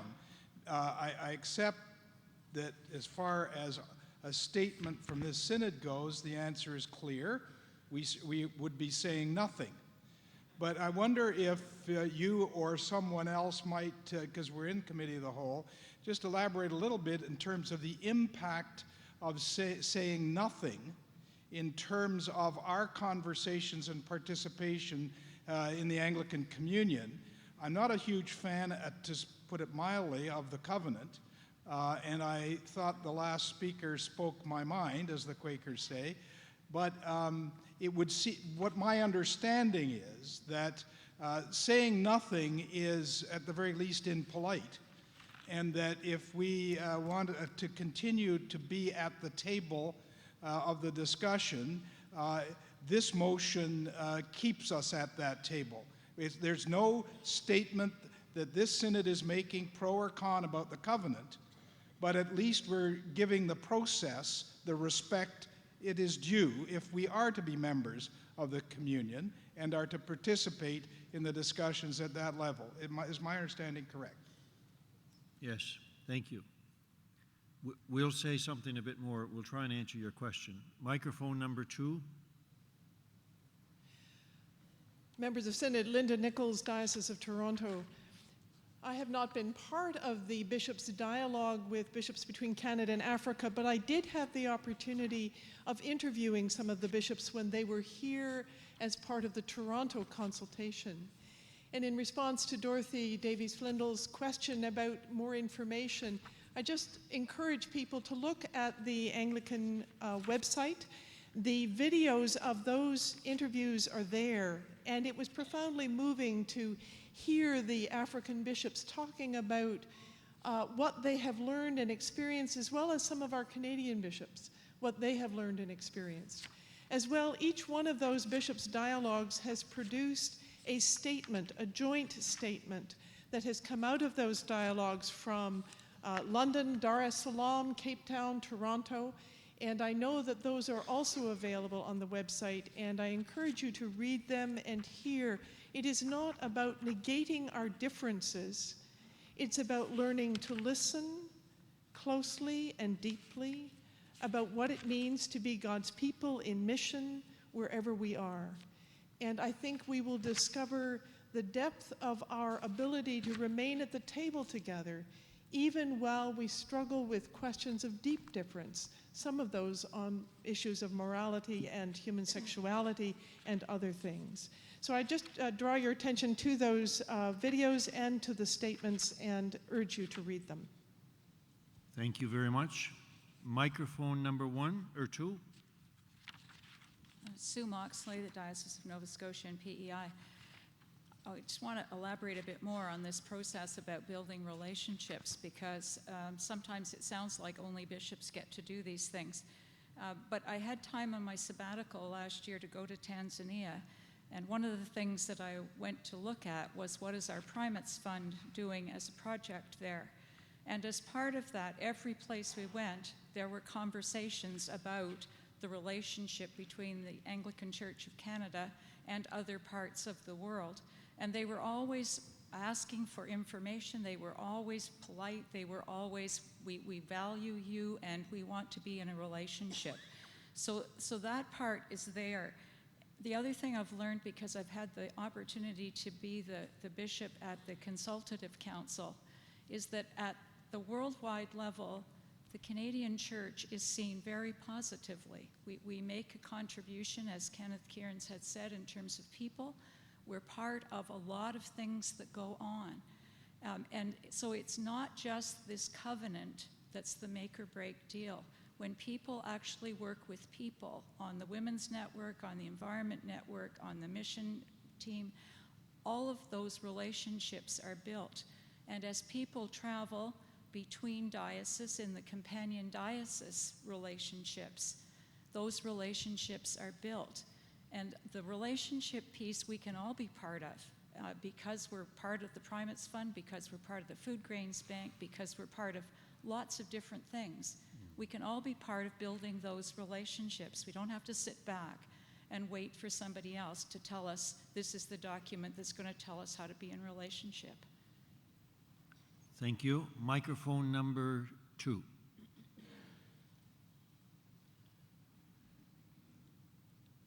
Your Grace, James Cowan from the Diocese of British Columbia. A question through you to the Chancellor.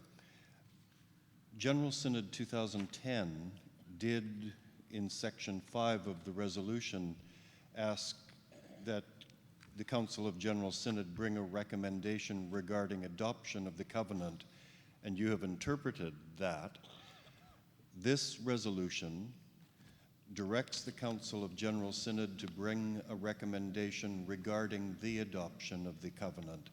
Is there a difference in the interpretation of those, or could we arrive at General Synod in 2016 with another similar motion?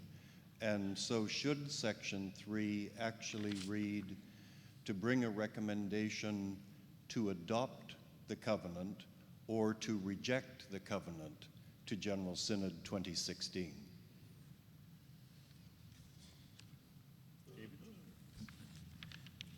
The resolution of 2010 saying to bring a recommendation regarding adoption of the covenant differs from the recommendation this time by the word "the." And I don't think there's any material difference between the two of them. So I think the answer is that General Synod 2016 could, if it wished, send the matter over to General Synod 2019. And the resolution doesn't contemplate tying the hands of General Synod, of the Council General Synod, as to what it brings to General Synod 2019. So no, it, in my view, should not read the way you suggested. Thank you very much. Is it permissible for me to say Come out of something? committee of For me to say something? Sorry?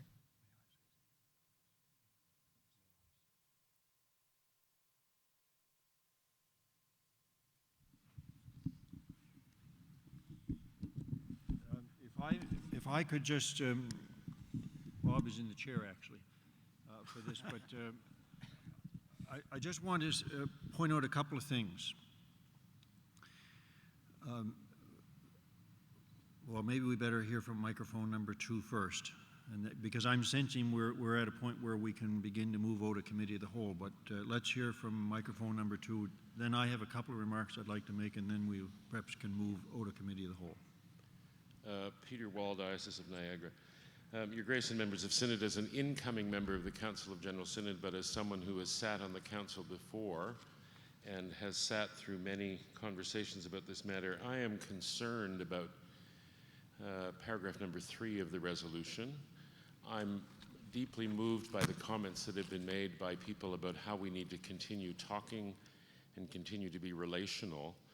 But I have less confidence than I wish I had that the Council of General Synod actually will do the work prescribed in paragraph number 3. And since we're still in the Committee of the Whole, I want to just float an idea around the room, and I'll see what happens when we go back into when we're out of Committee of the Whole, about dropping paragraph 3, which would encourage the continued discussions, encourage the working group to continue to monitor what's happening in the church, but remove the requirement that the Council of General Synod bring a recommendation back in 2016, because I think we might find ourselves in exactly the same position.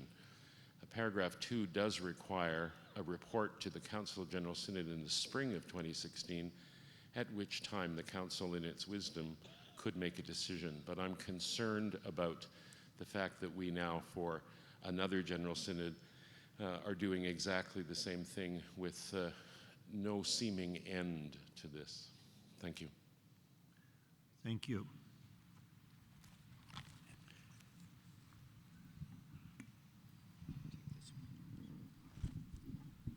I am now in the chair.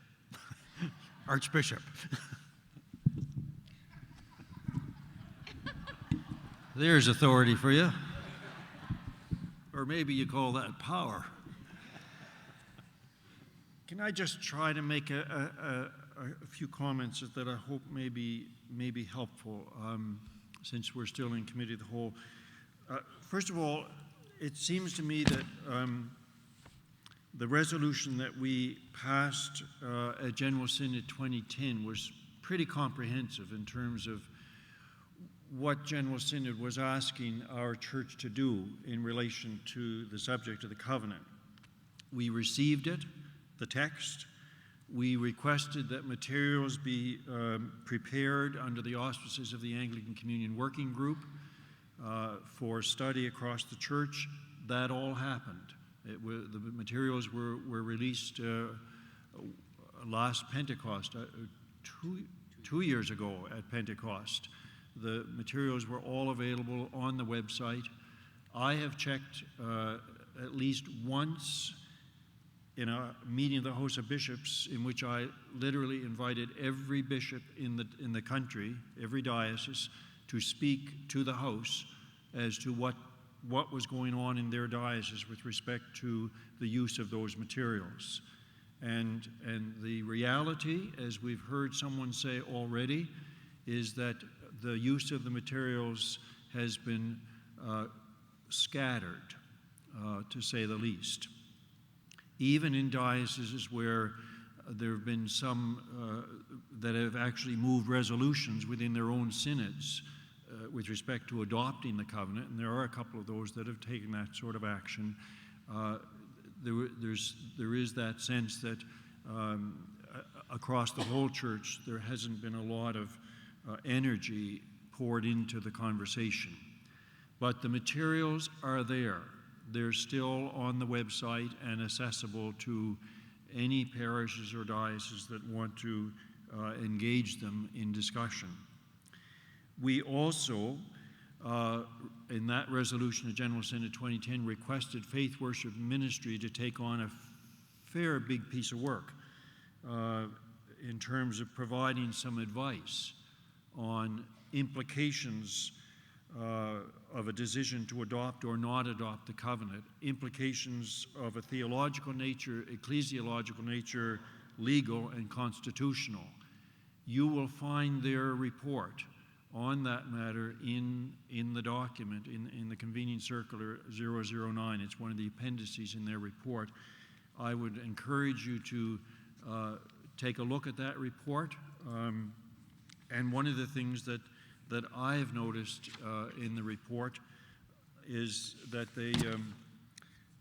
they make it clear under a section, well, the title of the section is The Fate of the Covenant. Anyway, but let me just read one piece from that part. By the time we come to our own General Synod 2013, some of these questions around legal, theological, canonical, constitutional may have become clearer. It's possible the question of our adopting the covenant will be or will appear likely to be moot. This too has its implications. And here's what's important, I think. As a partner church in the communion, we will want to be sensitive both to the offer of trust implied by those provinces who've already endorsed the document, as well as to the different kind of trust invited by those who have declined to accept it. We will want to be a participant in the process of examining alternative ways forward for the communion in these circumstances. So I think it's important for us to bear those things in mind. The report also makes clear reference to some significant change that has happened in the life of the Anglican Communion, both in terms of the pace and timeline with which the covenant process was moving forward. There is the report, as many of you know, from the requirement or request of all the provinces when the final text of the covenant was approved, a request from the Secretary General of the Communion that every province report their progress on conversations about the covenant to the ACC meeting and the most recent ACC meeting in New Zealand last fall. Our church made a very good report by way of a progress report, making reference to the resolution of General Synod 2010, what actions we've took with respect to that resolution, and the other piece that was very important in our report, as I recall it, to ACC was the very point that a number of people in this conversation have highlighted, and that is the multiple ways by which we as a church are very committed to the relational nature of the Anglican Communion. And so we highlighted in our own report things like the intentional listening process. That's a communion-wide process in which people from this church have given leadership. We highlighted continuing Indaba and how so many of our bishops brought that process home from Lambeth and put it to work in their own dioceses. And the Canadian African Bishops Dialogue, that was highlighted as well, all as examples of ways in which we continue to engage one another in some meaningful dialogue. My own read is that the way the motion comes to us is that it does in fact, it creates some continuing space. The reality across the communion is that, yes, there are a number of provinces that have adopted it. There are a number of provinces where it's still very much under consideration. We're not the only province that suggests that we need some more study, and at the next General Synod we'll make a decision with respect to adoption. That's the situation in a number of provinces around the communion at this moment. The other thing is that the new Archbishop of Canterbury has made it very, very clear that he's very interested in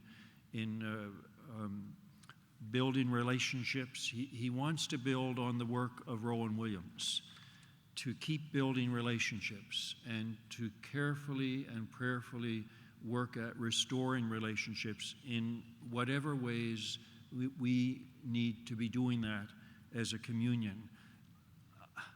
I think some space for Justin Welby and the way in which he will be leading the communion is appropriate to allow some space for his leadership to find expression as it comes out of a huge passion for reconciliation.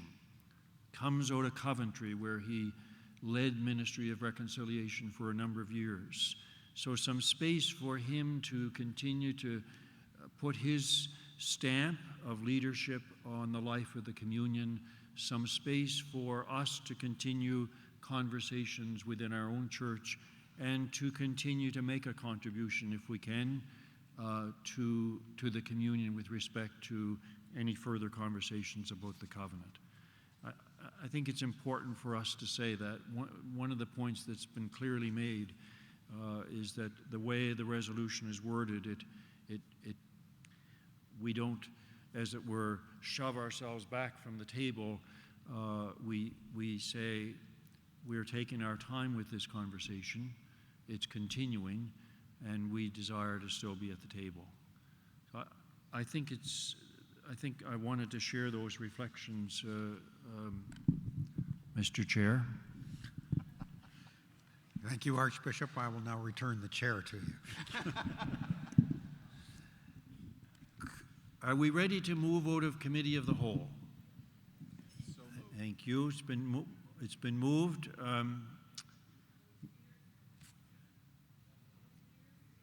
Louise, are you moving that we move out of?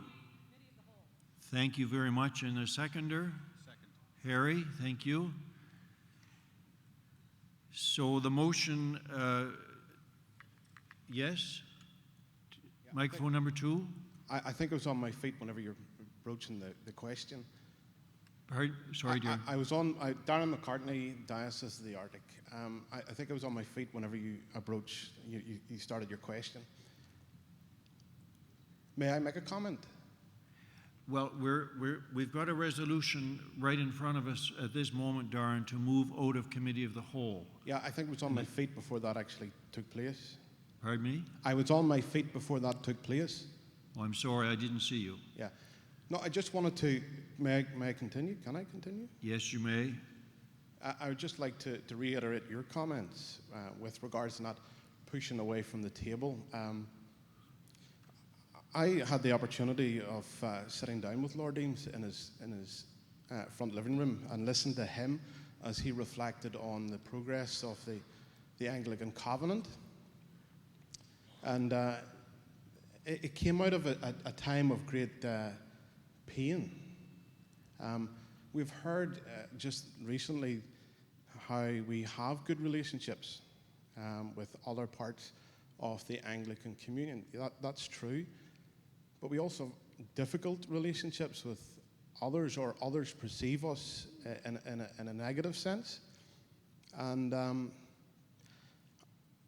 this idea of pushing away from the table and rejecting the covenant, I know that we're not doing that at this moment, but I would reiterate your question that we wouldn't push to do that just yet, that we would allow time, as you said, for the new Archbishop to come in and to share his vision for the way forward.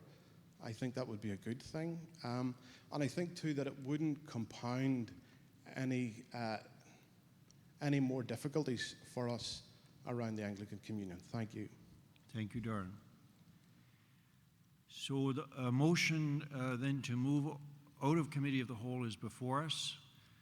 All in favor, raise your right hand. Thank you. And those not in favor? Thank you. That motion is carried. So the motion A120 is now before us. Microphone number 1. Malcolm French, Diocese of Capel. I don't know that I'm disagreeing with the Chancellor, but I'm taking a point that the Chancellor and I have discussed about the difference between passing and defeating this. If we pass it, we're obliged to continue some conversation and do certain things, and we're obliged to consider this at the next General Synod. If we defeat it, we have no such obligation. I would suggest that if we defeat this motion, it doesn't mean that conversation in the Anglican Church of Canada will stop, as though this General Synod could stop some conversation. I would suggest that the Anglican Communion Working Group would continue to monitor events regardless, because that's part of the mandate of the committee. The only salient effect would be that we wouldn't be obliged to deal with this issue again at the next General Synod. Now, I don't feel really strongly as to whether there's a need to deal with it or not, but it would strike me that we've invested a lot of energy in something that I don't think is the solution to the problem. The dialogue is the solution to the problem. The continuing indaba is the solution to the problem. The companion diocese relationships is the solution to the problem. The covenant is not, and I would rather not invest any more energy into it than I need to.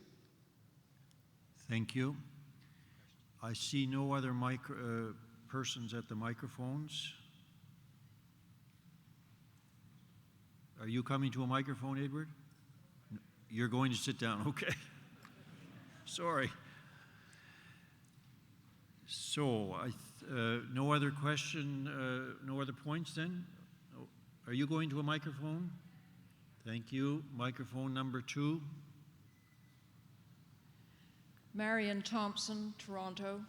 I may never be invited again, but I just want to say that actions speak louder than words, and I have listened and read and watched for a few decades now as all this sort of stuff is ground on and on and on and on and on and on. And I really wonder when we're going to stop pussyfooting around and just decide one way or the other what the heck we stand for. Are we with our Episcopalian friends in the States and the Episcopal Church of Scotland?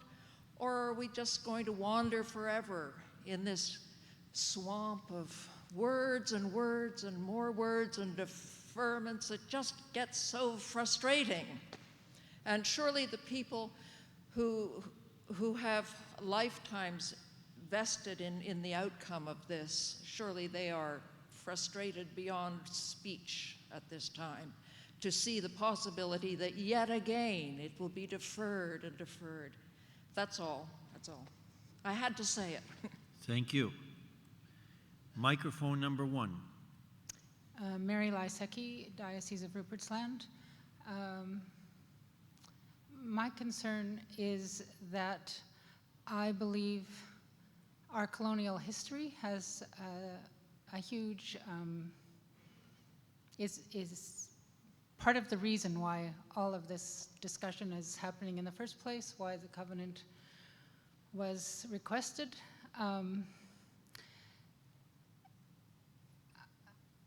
The phrase white privilege comes to mind as I think of us. So we, the Church of England, went around the world and taught people what is right and what is wrong, and what marriage is and what marriage isn't, and that it's between one man and one woman, and it certainly isn't between one man and three women. And then we change our minds. And, you know, who gives us the right to do that? Why do we get to make the decision without consulting? Having already told everybody what marriage is, now we're going to change our minds, and we get to do that? So I think lots of opportunity to talk and listen, and I'm really happy about the dialogue between the Canadian and African bishops, and that Canadians are listening, because a lot of the discussion I've heard seems to be wanting people to listen to us more than us listening to anyone else. So if it takes time, it's maybe just because we haven't been trying hard enough to do the listening. Thank you.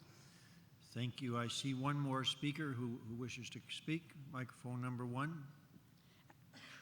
Anne Cummin from the Diocese of Montreal.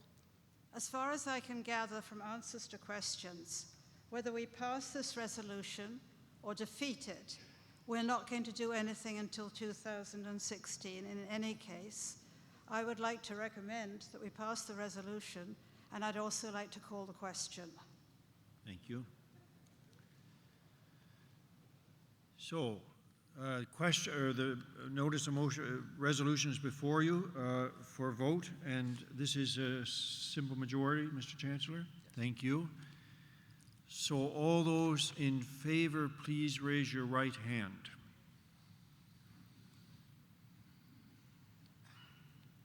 Thank you. And those not, please raise your right hand.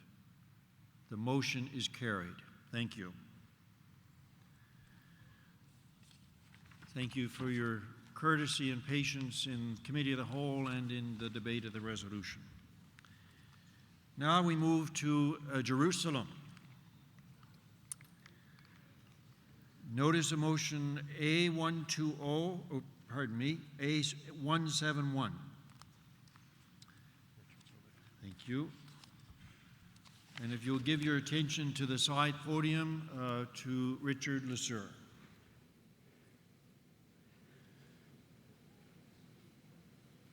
Thank you, Richard Lesseur, Diocese of British Columbia. Your Grace, sisters and brothers in Christ, Jerusalem Sunday is the resolution before us.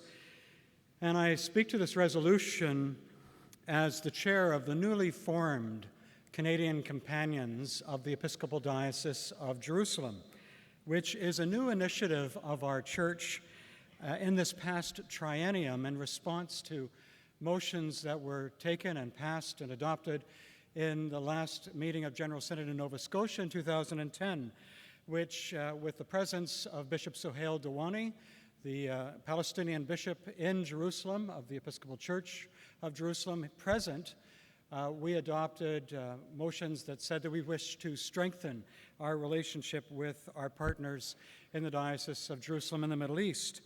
So this companions group exists to express the arm of the church that we had to express in tangible action that partnership between our partners in Jerusalem and the Middle East.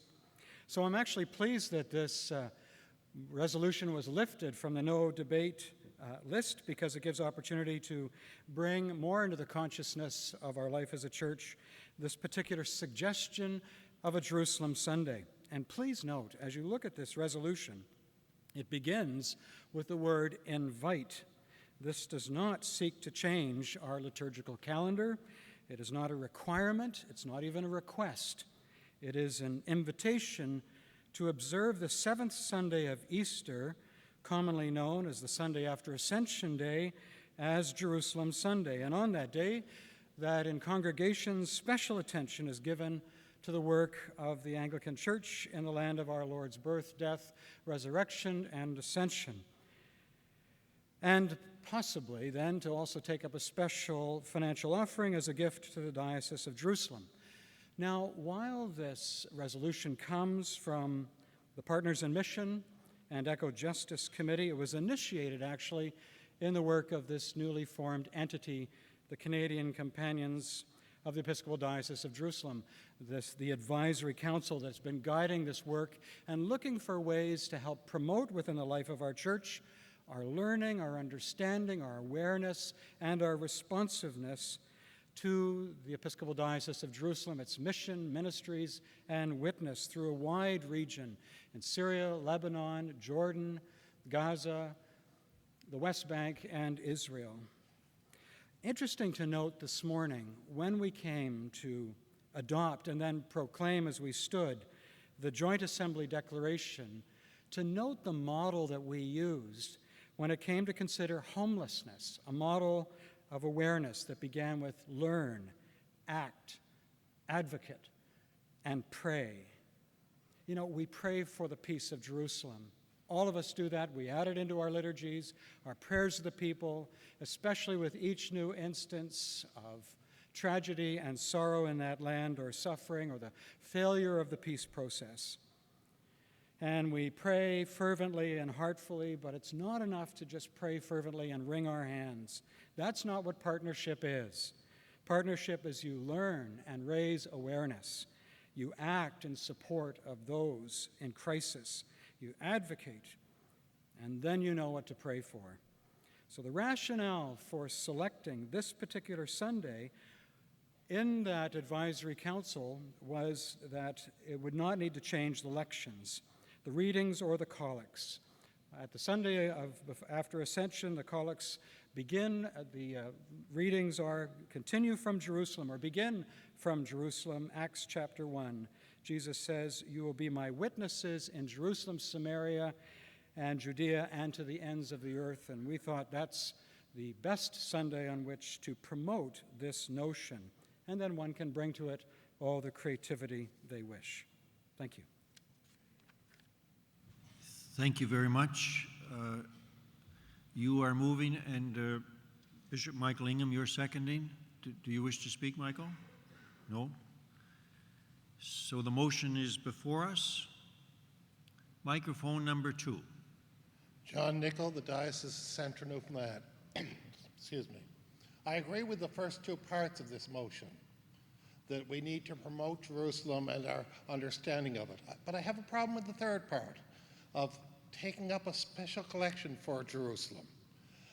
We don't in the church take up special collections for parts of our own church which are in need of funds. We don't have a special Sunday set aside for the Council of the North or for other churches and congregations that might be needing additional funds. I could recommend the parish of Kings Cove in the Diocese of Central Newfoundland. Very small parish, very struggling parish. They may even have to cease to have clerical support this year because they can't afford it.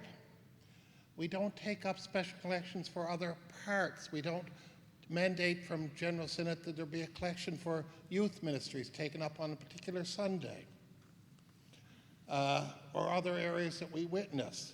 We don't take collections for other parts of our world, other dioceses, international dioceses that might need our assistance.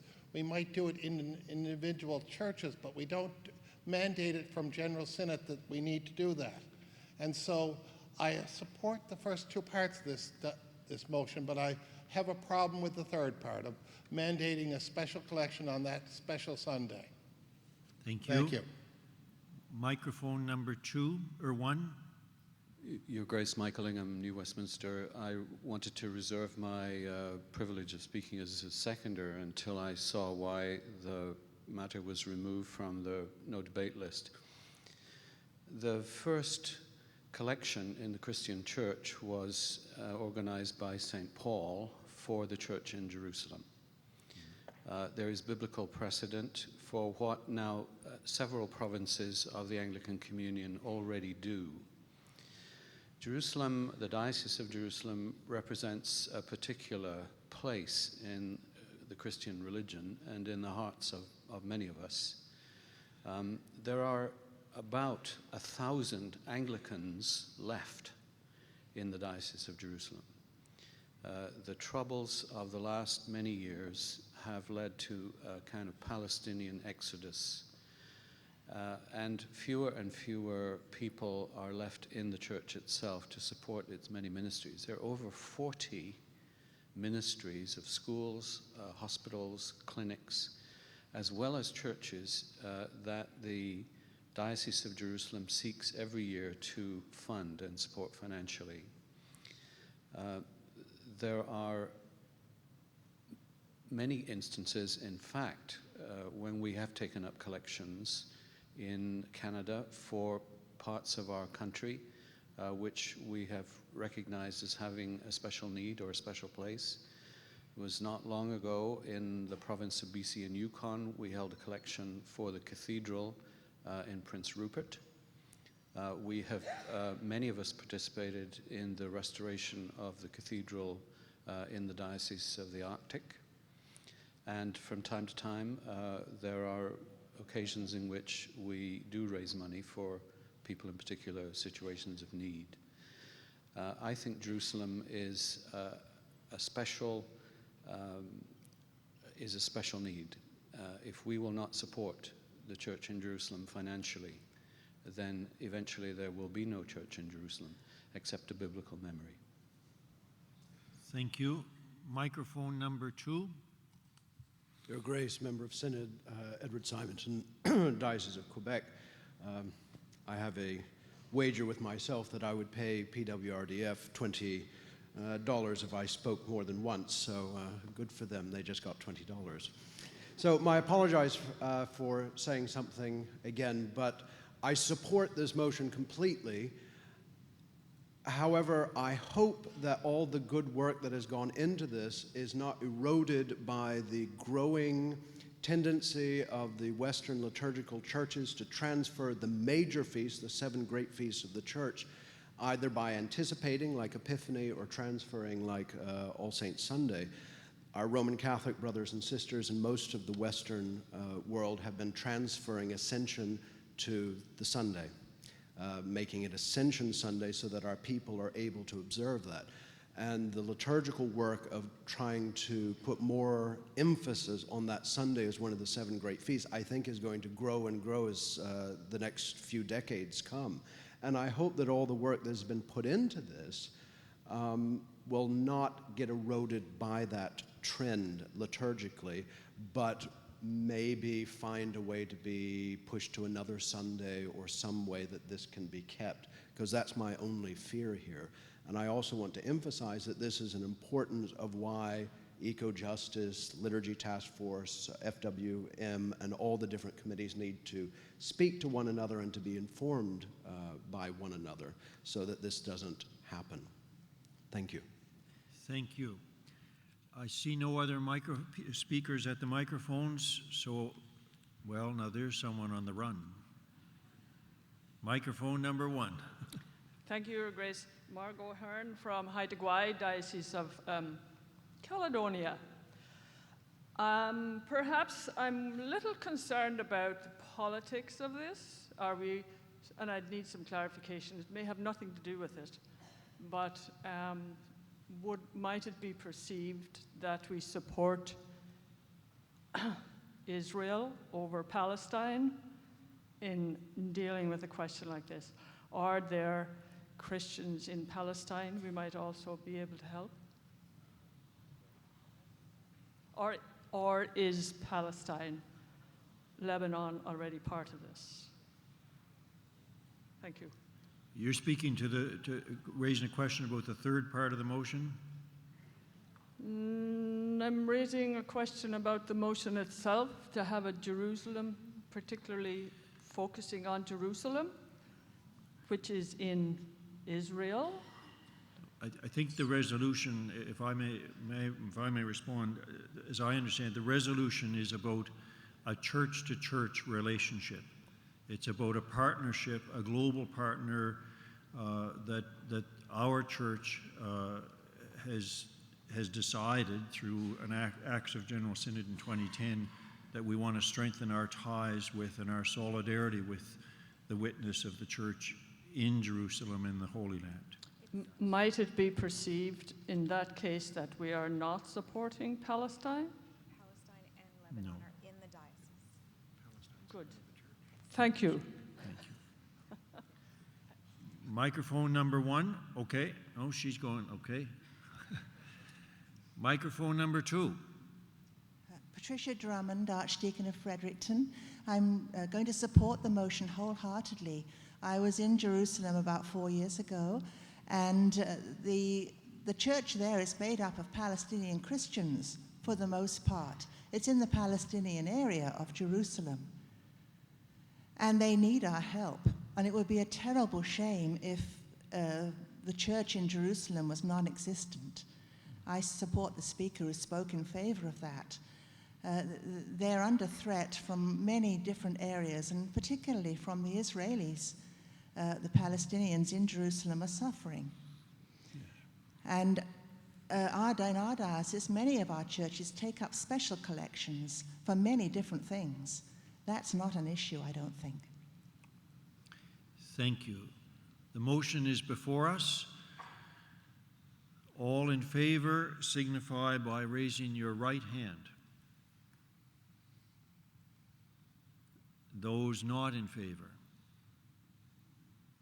Thank you. The motion is carried. We move now to Resolution A172. And again, if you could give your attention to the side podium to Richard Lesur. Thank you. Thank you, Your Grace, sisters and brothers in Christ. I speak to you as a former resident of Jerusalem, where I served on the teaching staff of St. George's College and the Cathedral. Since 1983, I have led or facilitated over 45 programs of study and pilgrimage for clergy and laity in the biblical lands of our spiritual heritage.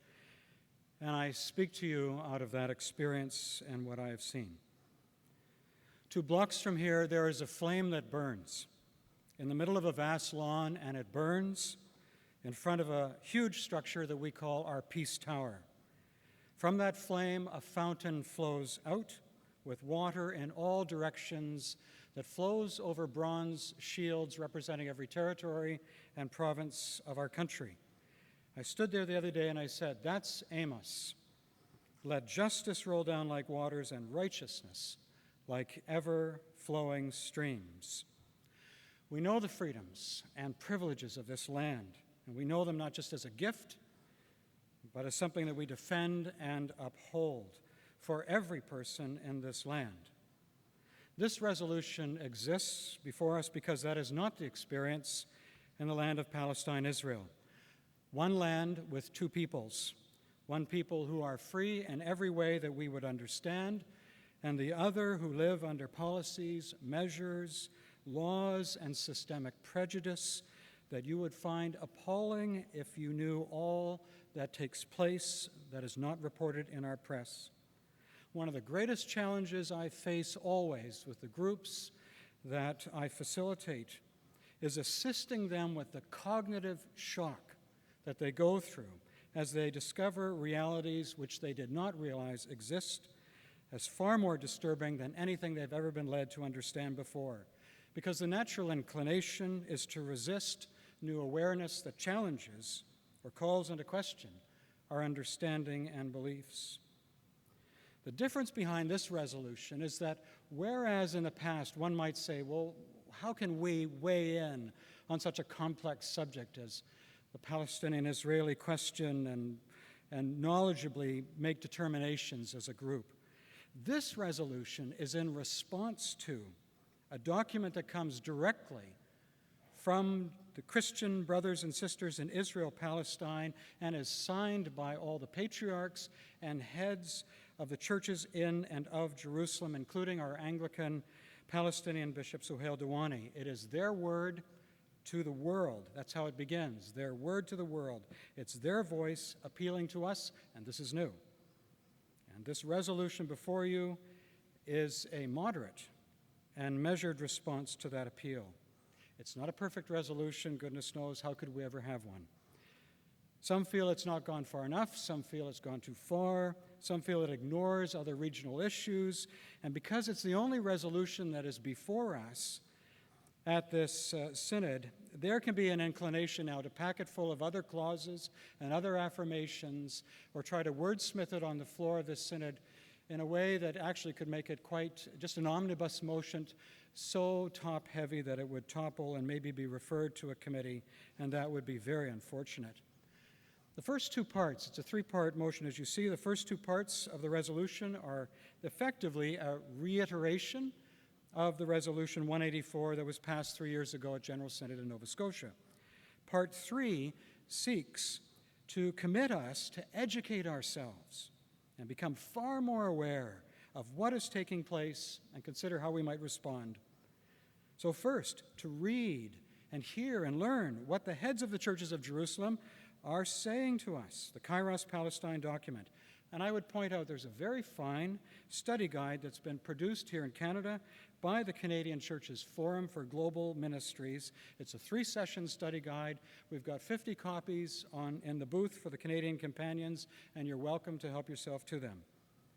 The second part, well, I know the experience that it can appear to have inflammatory language, occupied territories, illegal settlements, but this is the language of the international community, which has ruled that the establishment, expansion, and continuation of settlements in the territories occupied by Israel since 1967 are illegal under international law on the basis of the Fourth Geneva Convention, and that's a judgment reiterated by the International Court of Justice and numerous United Nations resolutions. Did I hear that bell go? It was. All right, well, that's fine. I'll reserve other comments to the closing. Thank you. Thank you very much, Richard. The seconder is Cynthia Haynes-Turner. Cynthia, do you wish to speak? No? Okay, thank you. So the motion is before us. Microphone number 2. Yes, Your Grace, Christopher Dunn from the Diocese of Ottawa. I'm pleased that the Diocese of Ottawa is now in a companion relationship with the Diocese of Jerusalem. And we've been doing a number of things to try and expand that. This companion relationship that we have is for a 10-year period. And I was fortunate to be in Jerusalem when that agreement was signed with Bishop Duani and Bishop Chapman. I rise to make a very small, I hope small, amendment to this motion, and perhaps it could be seen as a friendly amendment, but let me explain. On section 3 of the document, it says, commit to act together with the Evangelical Lutheran Church in Canada. I certainly understand that part in relation to our journey today as part of the Joint Assembly, but I wonder whether it would be better to say, instead of "and the United Church of Canada," to replace that with "and other ecumenical partners," and then continue on.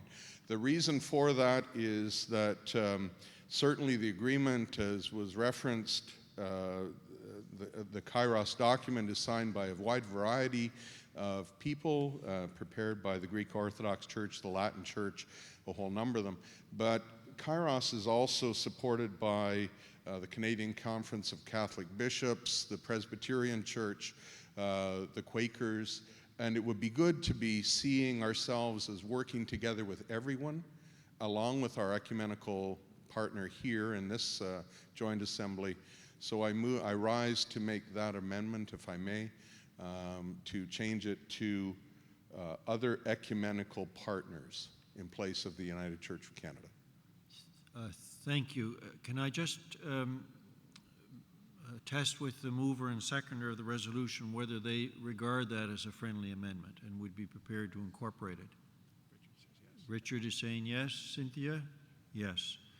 Thank you. Thank you very much. So it's incorporated now into the resolution. It's broadening the partnerships that in which we'd be engaged. Microphone number 2. Your Grace, members of Synod, Kim Beard from the Diocese of Toronto. I rise to speak in opposition to this motion, although I support a number of components of it. I think we should be praying for peace. We want to work for peace. We want to work with our brothers and sisters in both Israel and Palestine and around the Middle East. And yet, I have some hesitations. The first one would be this. When we actually look at what's happening in the Middle East, this is actually quite a small issue given 100,000 dead and counting in Syria. Civil war, effectively, in Libya, a verge of it in Tunisia, a new overthrow government in Egypt, huge refugee problems in Jordan, the problems between the West Bank and Gaza with two separate governments that effectively have been killing one another or imprisoning their membership, PLO and Hamas. And I'm just scratching the surface. This is an extremely complex political area, and here we are suggesting a political solution that we would support. That's my problem. I think the Palestinians and the Israelis together need to work out the solution. And it's a bit presumptuous for us to suggest what it might be. We can pray. We need to pray for the Christians, many of whom are suffering greatly as minorities, or Baha'i in Iran, or Shiites in various countries who are being persecuted by the Sunnis. I can go on and on. This is a hugely complex area. I just think it's presumptuous for the Canadian Church, even though it comes from a group of Christian leaders within Jerusalem. The truth of the matter is they do represent one political viewpoint in this entire equation. It's not necessarily as balanced as we might like. So yes, I'd like to pray for peace. Yes, we should end bloodshed, but I'm not sure we should propose a solution such as Jerusalem, et cetera, as proposed in the motion. Thank you. Thank you. Microphone number 1. Douglas Stout, Toronto. I appreciate the passion behind this motion, but I would like to speak against it because I think it goes too far, it asks too much, and in the end, I do not believe it will be helpful. We say here we commit together to act with the Evangelical Lutheran Church and the United Church of Canada. The United Church at their convention some time ago went, in my opinion, and the opinion of many others, too far. It went too far in the views of the Dean of Jerusalem, who was with us at a conference in Toronto a few months ago. He said, when you go that far, it is not helpful. As the previous speaker said, this is a complex situation. You enter a corridor of darkening possibilities. I think we've made a very firm statement about our commitment to Jerusalem. I believe the church is on the verge of becoming a theme park unless we can step in to help it. But this is not helpful. This is going too far. It's committing ourselves too deeply into a problem that we cannot fully understand and certainly not solve. So I will vote against it. Excuse me, Douglas. Can I just clarify for you?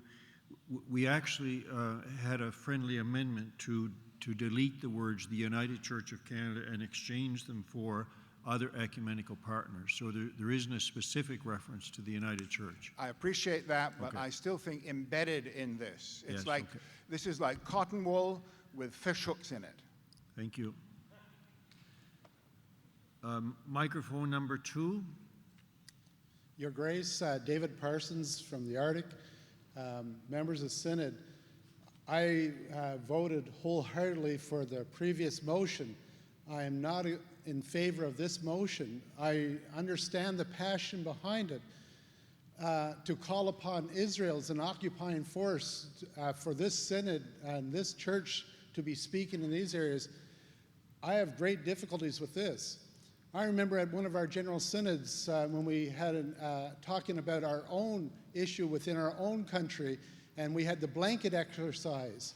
And after the Donald Marshall, when Donald Marshall in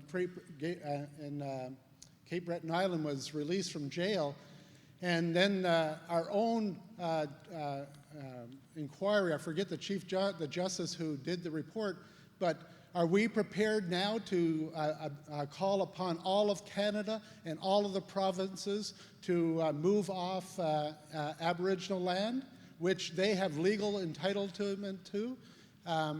Here we are picking the speck out of somebody else's eye when we have a law within our own country in terms of legality and politics. I do believe in praying for peace. I wish to God that there would stop fighting between all the different peoples on earth. We're called to pray and give offerings to Jerusalem. I believe in that. This, I have a problem with parts of it. And some of it I can accept. Some of the areas I just cannot vote in favor of. Thank you. Microphone number 1. Catherine Johansson, Diocese of Ottawa. I'm one of the people that thinks this resolution doesn't go far enough, but I'm going to support it for the simple reason that our brothers and sisters in the Holy Land have asked us to take action. There's only one Dutch word that's made it into the international vernacular, and that word is apartheid. And churches took a stand when they saw injustice in South Africa. And some people said, well, you can't do anything. Who cares what the churches say? I think that we as Christians have an obligation to stand up and say something, especially when our brothers and sisters ask us to, and give us help informing what they think would be helpful in the situation. And of course it's complicated, and of course people are going to have different opinions on whether they've been there, whether they have close, dear friends in Lebanon, such as I do, and Egypt, are going to have different opinions than people who have close, dear friends in Israel.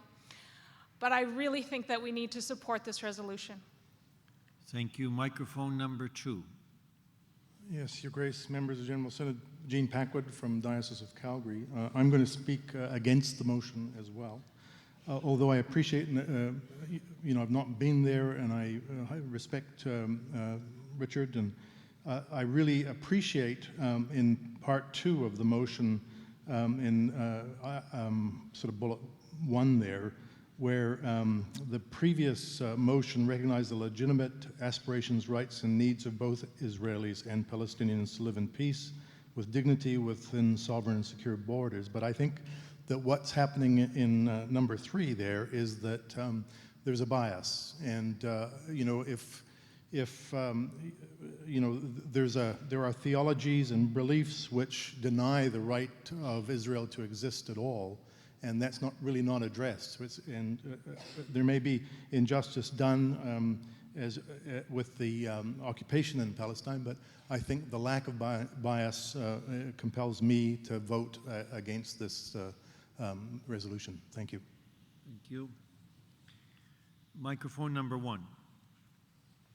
Your Grace, members of Synod, my name is Jennifer Warren from the Diocese of Nova Scotia and PEI. And I'm praying really hard right now because my heart is racing. This is one of those issues that I think gets people very passionate and fired up.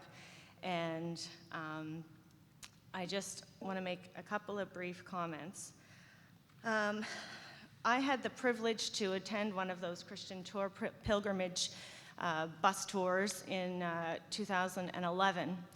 I was there after Egypt overthrew the first time, and I was present in Israel during the time that Libya was uprising, before the UN made the decision to go in. Our tour bus was actually driving through the Golan Heights on the day that the UN was voting whether or not they were going into Libya to help out.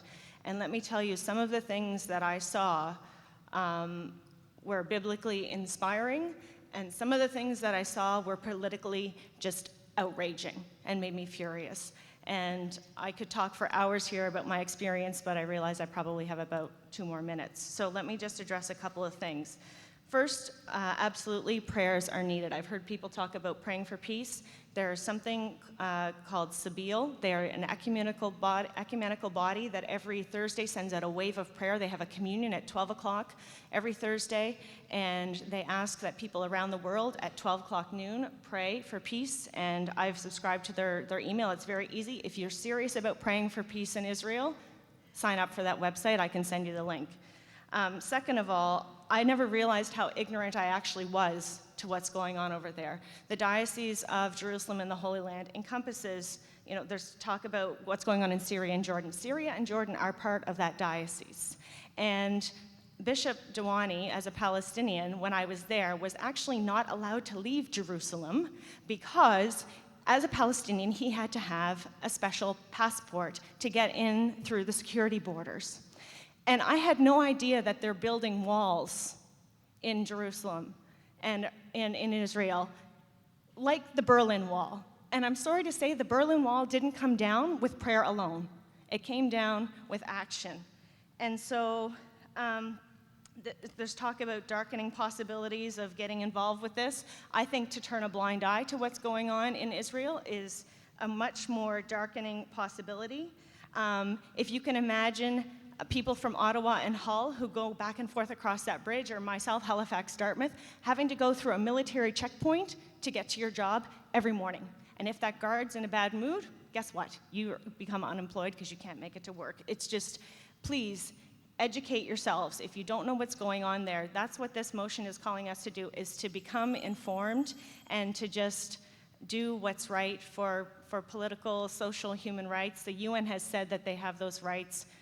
I think Canada should support it. I will wholeheartedly vote for this motion, and I hope everyone else will too. Thank you. Microphone number 2. Of Synod, Your Grace and members of Synod, I'm Kim Van Allen, an Archdeacon in the Diocese of Huron.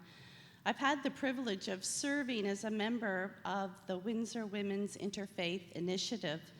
One of the things we did was invite Dr. Izzeldin Abelesh, a Palestinian doctor who is now living in Toronto in our country. His home was bombed because of the conflict between Israel and Palestine. 2 of his children were killed that day. Yet he does not hate. In fact, he has written a book describing the horrific circumstances within which people have to work as a medical doctor, to go to one hospital to another hospital can take the better part of a day, just getting through all the processes that one needs to. He wrote a book called I Shall Not Hate, which is a popular pick in chapters, should you want to read his experience of living in that part of the world. I support this motion and encourage Synod to support it in memory of the 2 innocent children that were killed while simply doing homework in their bedroom. I support it, and I know that the Jewish and Muslim women with whom I work in Windsor, Ontario, would support it as well if they were here. Thank you. Thank you. Microphone number 1. Thank you, Your Grace. Members of Synod, Peter Elliott, Diocese of New Westminster. I'd like to see a good section of this go forward, and I'm concerned in relationship to the debate as it's going, so I'd like to propose an amendment, if it is in order, and that would be in section 3, after now the words, and I didn't write down the new words after Lutheran Church in Canada. Is it ecumenical? Other ecumenical partners, Peter. Okay. That the resolution end there, deleting sections 1, 2, 3, and including 4, so that the new resolution would be commit to act together with the Evangelical Lutheran Church in Canada and ecumenical partners to strengthen relationships with Canadian Jews and Muslims, to resolutely oppose anti-Semitism, anti-Arab sentiments, and Islamophobia. If that's in order, Archdeacon John Stevens, also of the Diocese of New Westminster, is happy to second it. Thank you. So the amendment is basically to delete sections 3, Roman numeral 1, 2, and 3, and just have maintain Roman numeral 4 as the only one. So then the amendment is now, that amendment is before us. It's been moved and seconded. Anyone wish to speak to the amendment?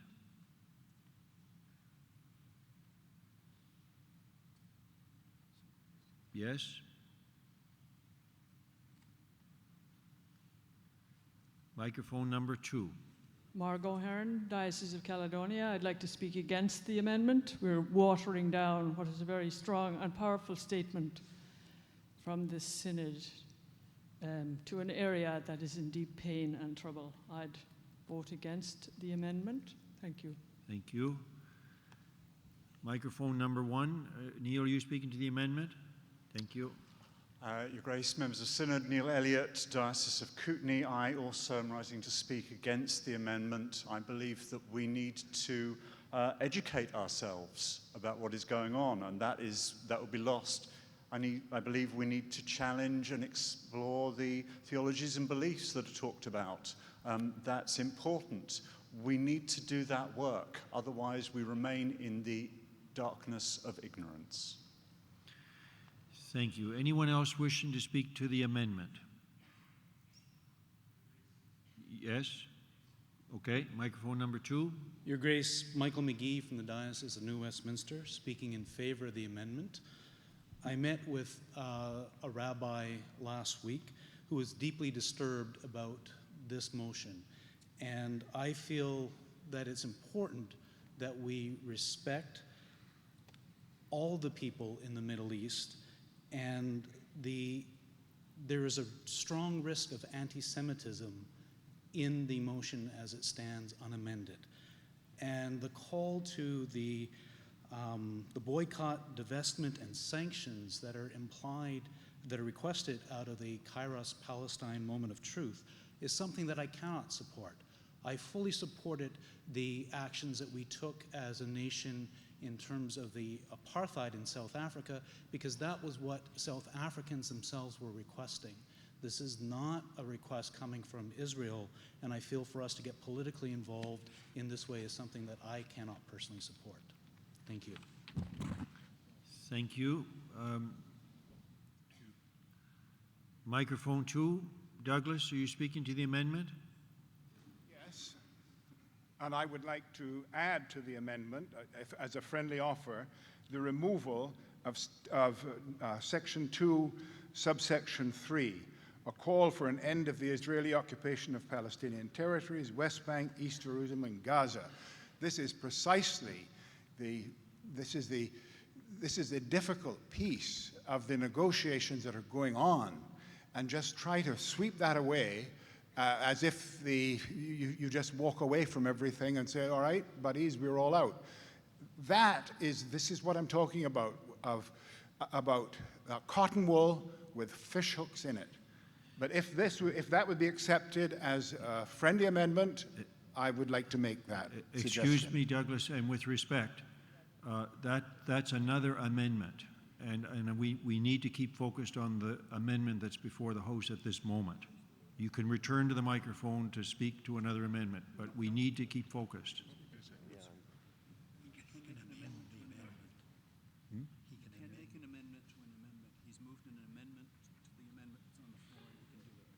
But the amendment to the amendment is the amendment that's currently put in section 3.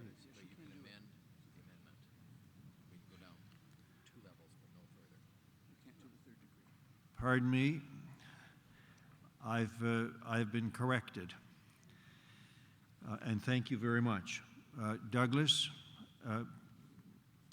please come forward. I'm sorry. I thought that you can do this. Make an amendment to the amendment, or just ask to have this suggestion absorbed by the original amendment? Because I can make an amendment to the amendment and I have a seconder. But if it makes it easier, and I think it will, if item 3 is deleted, and that's a suggestion as a friendly amendment, I should be most happy. Here's what I think we need to do. I'm very conscious of the hour, and there are still a lot of people that want to speak to the resolution. Can I suggest, from the chair, that you, Douglas, have a conversation with Peter, because it's an amendment to his amendment. So if you could caucus over the supper break, that would be helpful. And I think what we're going to have to do is suspend the debate for now. We are at supper break, and people need to have their break, need to have their supper. We'll resume the conversation when we come back at 7. In the meantime, if you could speak with Peter. I'll be most happy to do so. Thank you, sir. And those of you folks who are currently at the microphones, please know that when you come back at 7, go to the microphones. We will continue the conversation then. Okay? There are some announcements and Grace. Please be sure to confirm departure date schedules for flights, trains, and buses at the Transportation Information Desk in the lobby on the 3rd level. There's been quite a lot of confusion. Planes with the same flight number listed as going in 2 different directions on people's travel plans, so this really is very important. You'll receive information on the bus schedule to get you to the airport, train station, or bus depot. It is imperative that you confirm this information over the dinner break tonight. There's copies of the DVD and study guide for Remember the Land, Global Ecumenical Voices on Mining are available at the General Synod information table for each diocese. If you're leaving early, don't forget to hand in your clicker. All General Synod staff, please meet Sarah Chandler outside the Assembly Office, room 209, following this session. Newly elected Pension Committee members are reminded that there will be a meeting of the Pension Committee tomorrow morning at 10:30 a.m. in the Confederation Boardroom on the 11th floor of the Lord Elgin Hotel. There will be a meeting of the newly elected Council of General Synod tomorrow at 10:30 in room 107 of the Ottawa Convention Centre. The bidding for the Marks of Mission silent auction photos has now closed, and winners will be notified this evening. The announcement for the Kuwaitan presentation presenters. Tomorrow we'll meet here at 1 p.m. tomorrow for a brief rehearsal. And I'm asked to announce before we break that the Nominations Committee will meet as previously scheduled at 6:30 in room 107. And finally, there are a limited number of banquet tickets still available. If you're interested in a banquet ticket, please leave your name at the information desk by 7:30 p.m. tonight. Thank you. The Lord be with you. And also with you. Let us pray.